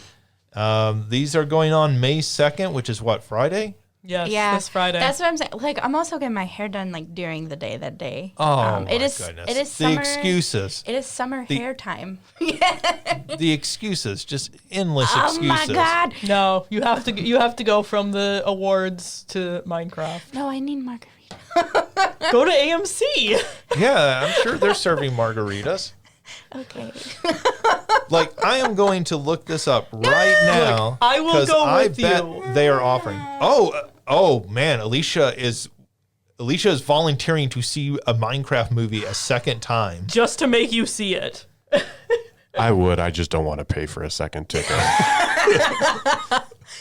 I just don't want to sit through that film a second time. I don't really want to either, but she needs to see it. I'd be more willing to sit through it a second time than pay for it again. Outside of that one line, I'd pay for that one line again. That one got me good. I don't know how we would sneak you in, but you could probably buy a ticket to a different movie and then Yeah, is there a film that That's you feel even worse. you feel more strongly about? You want to support financially? I honestly, like, when you posted that, I was like, oh, I probably should go. And then I saw what all I have that day, and I was like, so I'm gonna try. What is Block Party Edition? So Is this just Chicken Jockey Screening 2.0? Honestly, Yeah. yeah. that's what it seems like. I think they're not encouraging people to throw stuff, but they are encouraging To people. meme. Yeah, it's much more Rocky Horror is what they're going for with it. Like to have people like talk to the screen. Yeah. And That's why I was like, this is like my nightmare. All right, if they do an opposite of a Block Party Edition, only you do not get to say anything while you're sitting They're in the also theater. Did you encouraging mean people a to normal sing. movie? That's the one. No, they need to do one of those sensory sensitivity screens of it where, like, you know, they turn the lights up and there's like the sound is down and everything. I would And go to that. like maybe that's the other way to watch it. Yeah, when is the cozy Minecraft edition screening where is you the, get to like, bring like a overwhelmed blankie with autistic you audience? and you I'm know there. wrap yourself up and They not have provide to blankets. deal with Bring a pillow people and who are sleep yelling. instead. I mean, in fairness, when we saw it, there were only like 3 or 4 other people in the theater. So Yeah. I think there was like 2 adults and 3 kids. yeah. So it really was not a Yeah. wild showing. And they did not even they didn't yell chicken jockey or any of that. I want to watch the Minecraft movie how I imagine myself playing Minecraft, and that is, like I said, wrapped up in a blanket with its nice soft music playing, See, comfy and cozy. I- and it's the opposite of what that film is, unfortunately. Yeah. I really do think of, like, there's a Rick and Morty thing where they're playing Minecraft and Rick goes, is this game made for autistics? And Morty goes, why? And he's like, because I'm loving it. Like, or it's like, it's my game or something like that. And I'm like, damn it. So I'll see what my day looks like on Friday so that I can report back. well, you got it, Don't shake your Alicia. head. They're Don't not shake your gonna head. see it. Don't You do got it.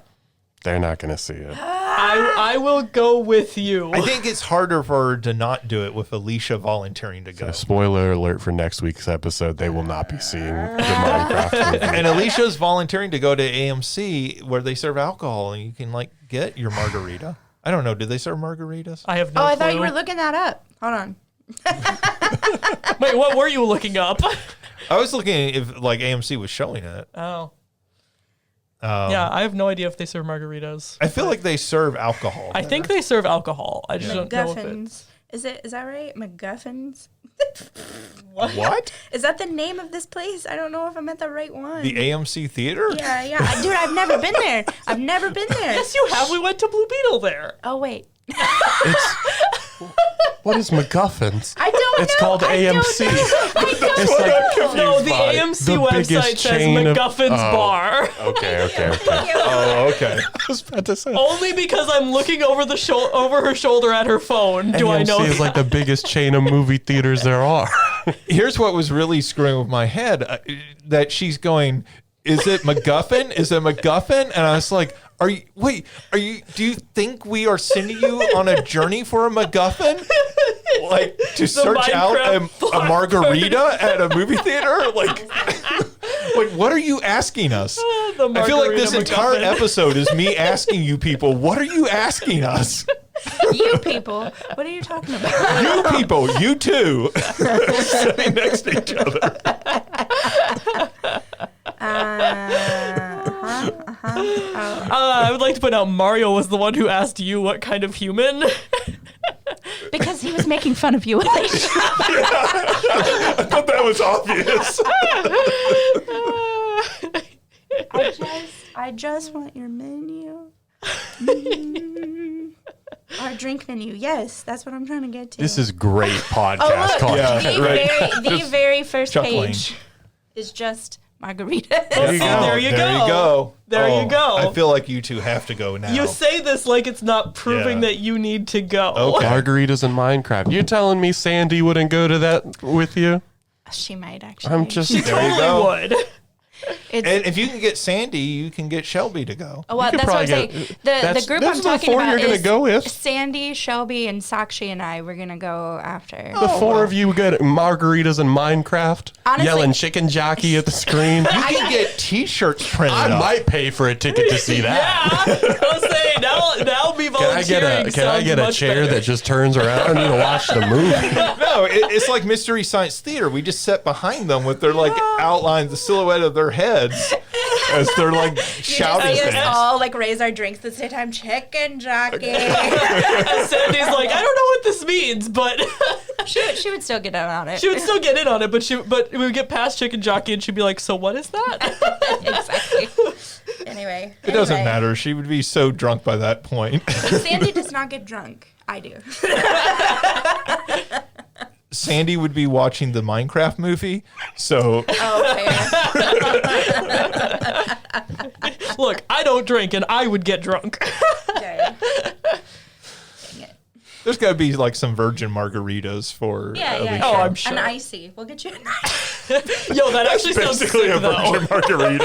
That actually sounds sick, A though. Coca-Cola margarita. I was gonna just get a Coke, but I don't remember the last time I had an icy. I I'm love down. ices. Oh wow. Last piece of news. Last one. Yeah. So Christina, you sent this. Yes. And I actually thought this was kind of like fun and interesting, so Yeah. I included it here. So there was a story or a video, I think, that was coming out of a story that people are debating whether the cow character in Mario Kart World is a trans character, which sounds like utterly ridiculous on its surface. Boo. Shut up. That was good. Yeah, damn.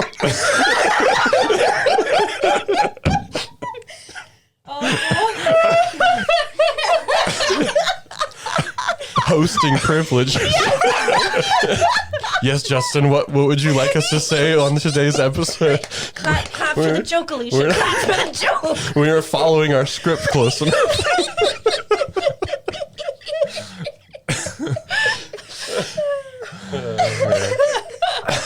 I will not stand for pun erasure on this podcast. If a pun doesn't get booed, it wasn't a good pun.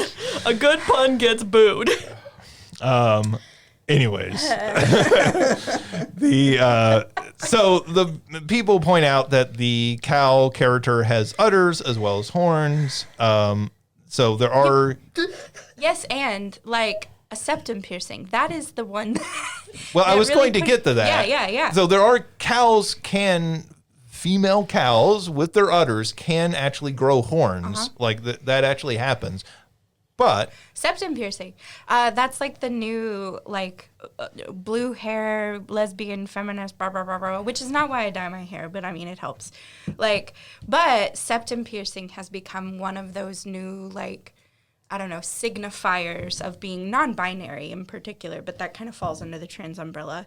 So yeah, that was like where everybody's like putting down their money that this cow is trans, is because of the septum piercing. I don't know.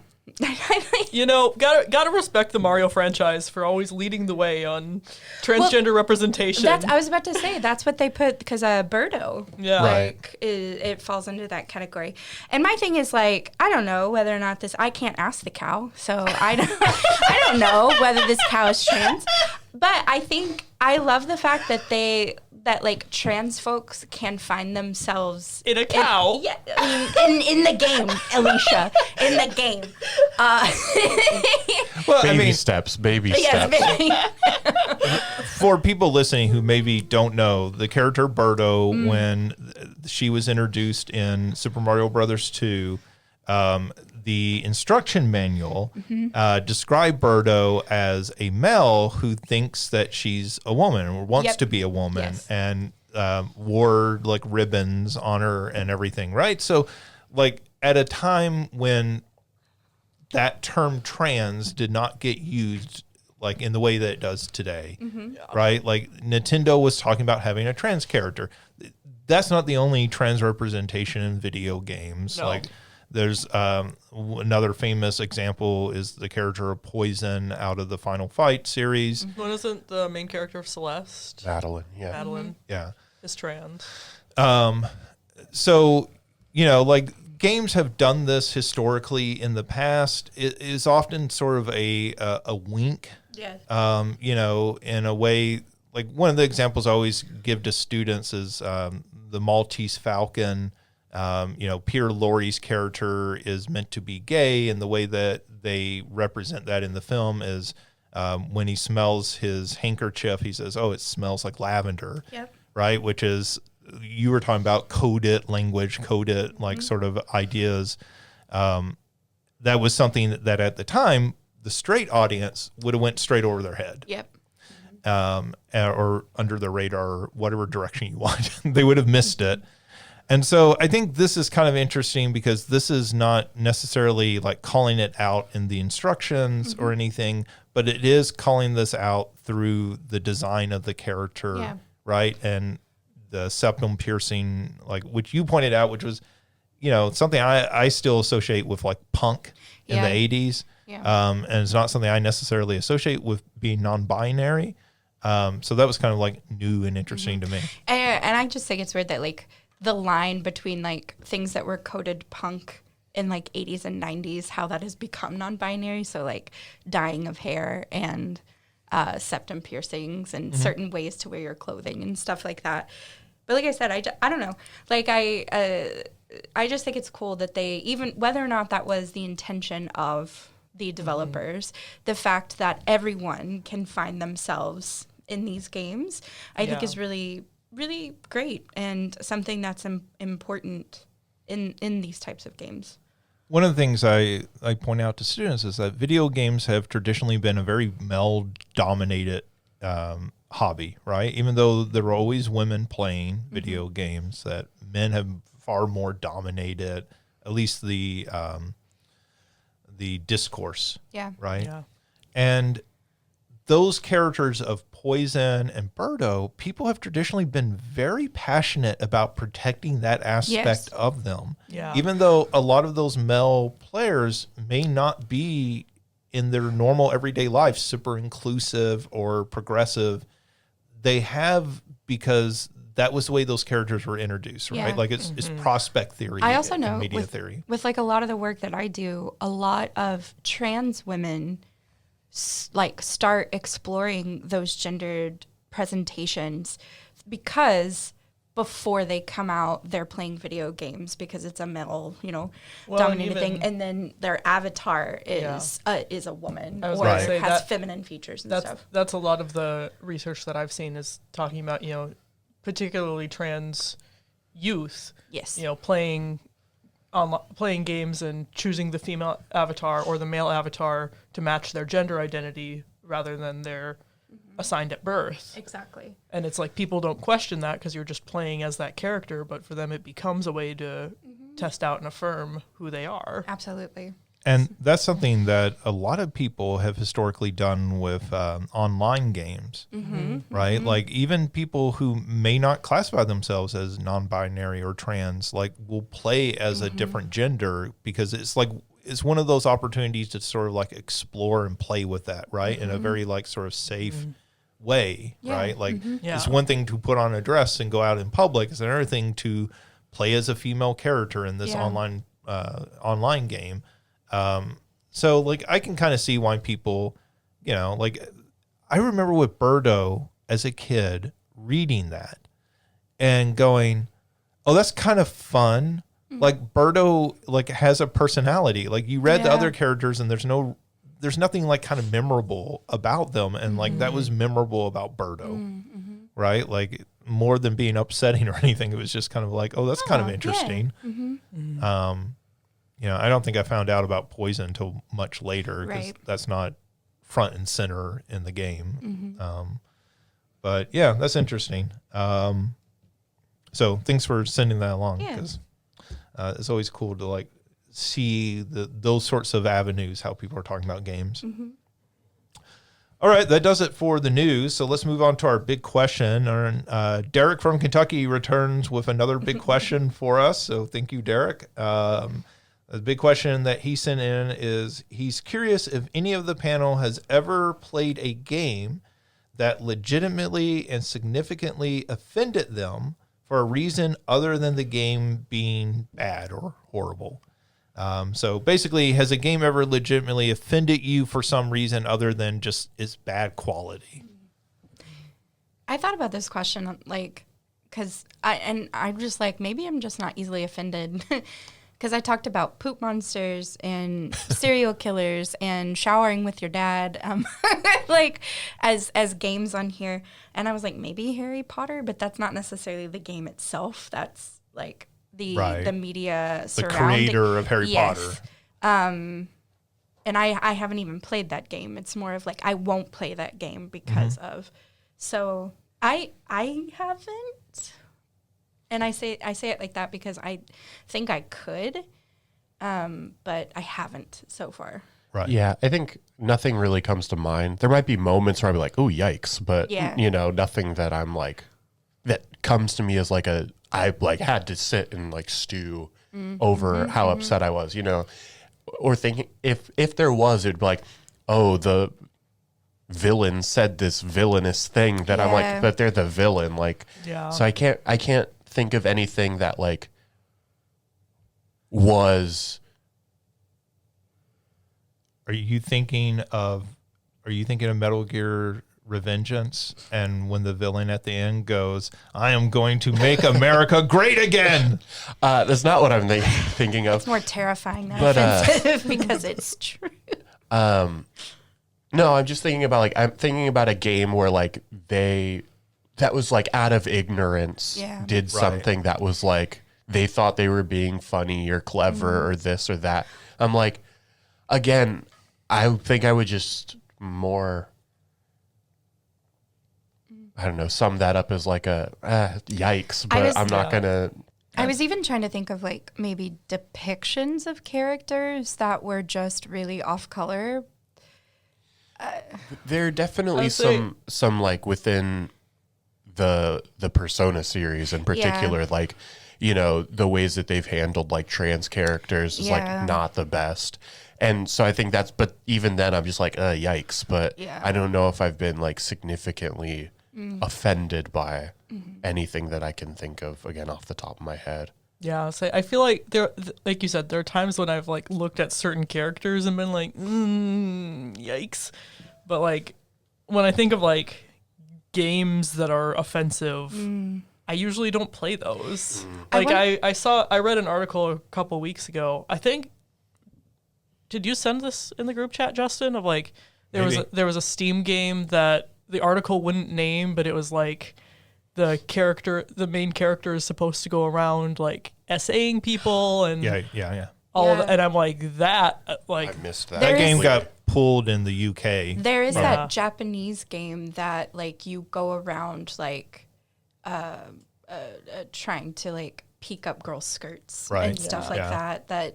But again, that's one that I wouldn't even play because the premise is just like right there. Yeah. I guess one that would be the closest to that would be, and again, not necessarily, this is more what you're doing in the game, is Nier Automata has a trophy if you look up the character's skirt Yeah. enough times. Like if you position the camera to Yeah. do that. And And it's sort of mocking you, like the achievement. Mm-hmm. I don't know about that. I think it depends on who you are. Like, Sure. Yeah. Like some people be like, "Oh yeah, I definitely am gonna get that one." Others, it's like shaming. That, and I think the reason I haven't read it as that way is like because like the character like pushes the camera away, like after the like it's looked up, she like sort of shoves the camera and like turns away from you. So like there's that. The other games I would think of would be like, I mean, they're old, but like the Leisure Suit Larry games. But I'm Yeah. like, those games are kind of meant to be that, you know? Those games are really Quagmire from Family Guy. Yeah, yeah. But like, what if Quagmire actually never got laid? And those are that's the also premise of just that. like very much a part from a particular time period, at least the Yeah. first ones, you know. And it's almost like I would almost be more interested in playing those games because of like almost like as a what's the word I'm Time looking capsule? for? Yeah, like this was made at a particular time, and like what is it saying about you know, and Yeah. representing certain people and certain characters at this particular time. But Yeah. again, I don't know if offended is the word Yeah. that I would use. I will think- say, I think real quick, I would just say about the Leisure Suit Larry games. Those games are very much satire. Yeah, Yeah. Like, sure. I mean, I think people don't realize that those games were always comedies, Yeah. and they actually don't have like titillating stuff in them. Yeah. Like that's the expectation I think that people online have of them, and that is not at all what those games are. Yeah, I guess I think there's like one scene that I can think of off the top of my head where I believe he kisses a trans woman, and the way that he reacts to Yeah, that is yeah. like, yikes, Yeah. in 2025. But Right. in, I don't know, the early 90s or the late 80s when it came out, like that's just kind of how And maybe those the- topics would be handled. Maybe this is a hard question for us in terms of like identifying one just because of the work that we all do. It's like recognizing that because these are systemic issues that we would find offensive, it's common in a lot of different media platform or media forms. And so we've kind of learned that there are going to be moments where we go, oh, gross, yikes, nah. But if you do that to all pieces of media that have that and just say, oh, that's offensive, I'm not going to engage, then you don't engage in any media, I think. Right. Or very, very, very little. well, I will say, you know, thinking about this question, and y'all, I know y'all are going to make fun of me for this. There was a time in probably like my preteen years where I was genuinely offended by the early portrayals of Big the Cat as someone. It felt very much like it was taking a pot shot at people with intellectual disabilities.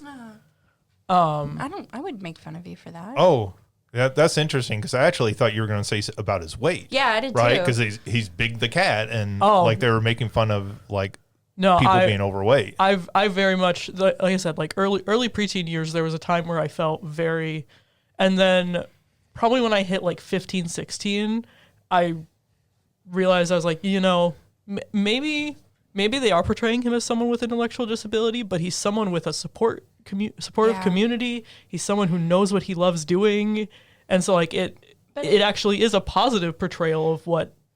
It makes Like, it sense can though be that you're that. sensitive to that because, you know, with your sister's diagnosis, like not saying that it's Yeah. but it makes you sensitive to those particular images and things like that. Like, I don't think that's something that we would make fun of you for. I thought y'all were gonna make fun of me for it being Sonic. I mean, haha. But also, like, no, that makes. I mean, that that's makes why sense. it will be the role of a lifetime for Sydney Sweeney. Like, she will play an intellectually challenged giant cat. So, like, No, because she'll need a fat suit, and that will be offensive. I yeah, don't know. Maybe she's gonna put on the she's weight a method naturally. actor. I was about to say, are you going to say that she's going to do like a Christian Bale Christian machinist Bale in reverse? Absolutely. No, well, I was thinking Christian Bale as Dick Cheney, where he just Yeah, dude, he did plump up for that. I forgot about that one. But, you know, like, I was thinking, when you talk about that, like, I don't think of Big the Cat that way, at least in the 2 Sonic Adventure games. Yeah. But I did not play all those games that followed, where maybe that is more developed and everything. Sonic Heroes is the one that I played the most as a kid, and Yeah. that one very much, you know, Team Rose is the easy mode, the tutorial team, and yeah, like I said, that those like preteen years, it really rubbed me the wrong way with just how slow and dumb and Well, barely even. he's kind of playing into the Lenny of Mice and Men role. Yeah. Right? Like the Which just don't get me oversized- started on that book. But which is an exaggerated form of that. So, I mean, Yeah. again, it Yeah. makes sense that you were sensitive to that. Absolutely. yeah, but then again, I think coming around on, like, you know, I actually think, and I also think that they've moved away from that in more recent media with the character. But even just looking back at like Sonic Heroes, I'm like, you know, that they do very much portray him as a character with intellectual disability, but they never actually make him the butt of the joke for that. Like, Right. Amy and Cream are still really close with him. Everybody adores him, you know. So I was like, I actually can get behind this now. That makes sense.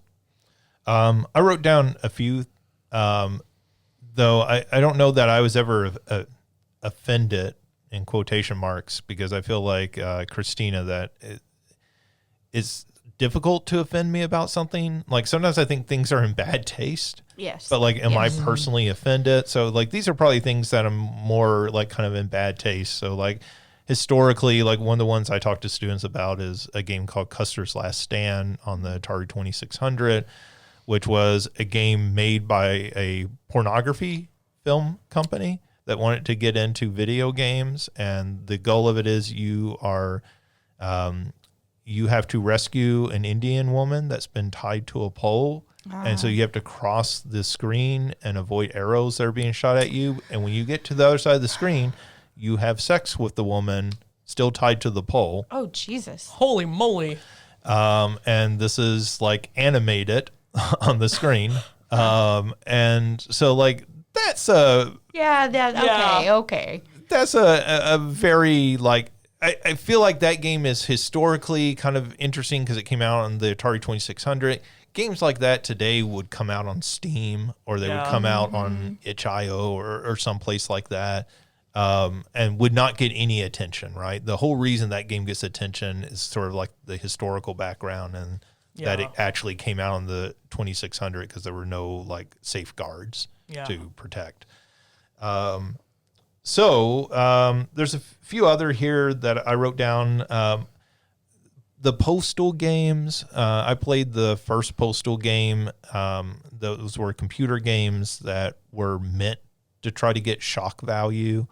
So, like, the later games, like, you know, are very much doing all sorts of, if not outright racist or other sort of edgy jokes. Like, you know, they're certainly, like, riding that line a whole lot, sort of over the top, like killing of random people and everything, sort of playing off of the early Grand Theft Auto or Carmageddon sort of games of that nature. And I will say that I don't know that I was offended by Postal as much as I just thought it was stupid. Yeah. Like, it was, like, so obviously over the top, going for that, you know, sort of shock value. And, like, almost like, what if you took early Hard Stern and turned it into a video game, right? Like, it's sort of that thing. another example I wrote down was Final Fantasy VII and Barrett's character in that. Yeah, I can see that. Is very the way he talks. Yeah. Particularly is very much somebody.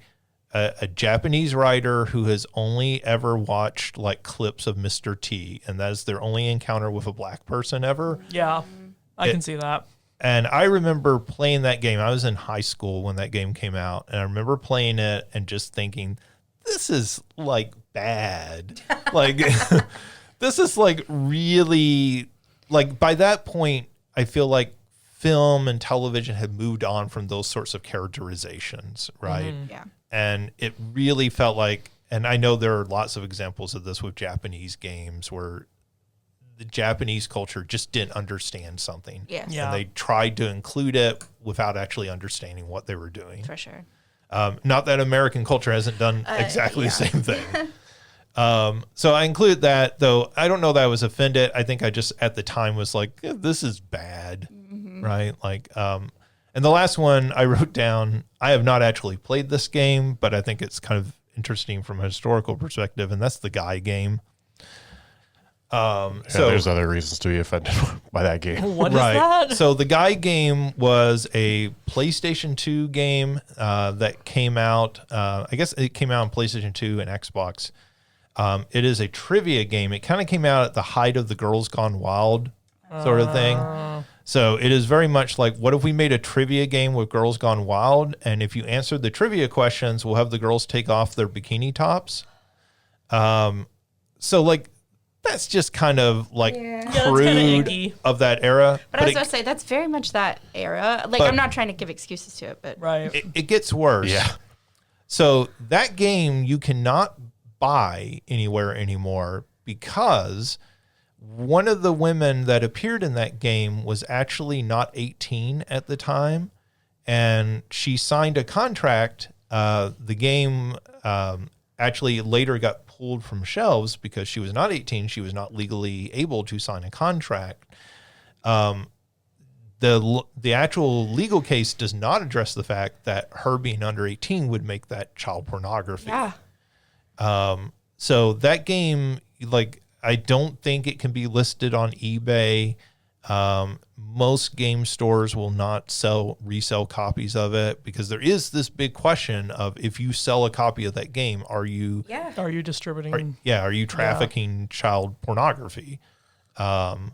So I would say that's a game that's kind of Yeah. offensive. I will say, like, to the defense of the people making the game, they did not know this person was underage, Right. right? It's an icky game regardless. Like, it is, I feel like that game is more what people think Leisure Suit Larry is. Yeah. Whereas Leisure Suit Larry is more trying to be this comedy and everything. So, those are the sort of games that kind of give the industry a bad rap, I suppose.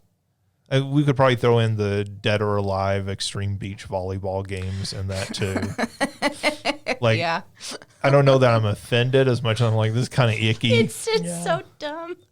Like, even like, I feel like those games came out when I was in college, and I just remember at the time going, this is kind of weird that people are getting off on Yes. like these like poor, like low polygon, like renders of It's like girls. triangle titties. That's what.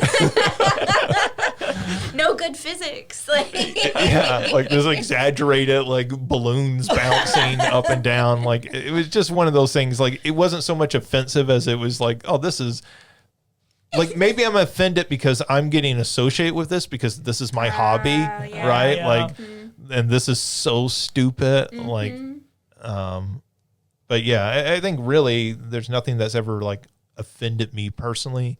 But there are things I've definitely, like I said, looked at and went, yeah, this is in bad taste. Maybe we shouldn't be doing this. Yeah. We're better than this, people. No, we're probably not actually. But it's more covert now. yeah. Anyways, that does it for this week's show. Thank you to everyone who's listening. Thank you to Alicia, Christina, and Mario for joining me. As always, you can check out more at salukigames.com. If you have a suggestion for our big question, you can email it to me at justin.young@siu.edu. Yeah, thank you for the question, Derek. Yeah. Yes. Yeah, we always like getting questions from listeners. That saves me some work of having to come up with questions. But also, like, it brings in kind of unique, viewpoints and His everything. are always really good thinking questions too. Yeah, Like end up being good conversation. they put us on the spot. So, but anyways, thank you everyone again for listening. We'll be back next week, I assume, with another episode. That'll be finals week, so we'll have to figure out schedule for all of us. But in the meantime, have a great week, play something fun, and we'll talk to you soon.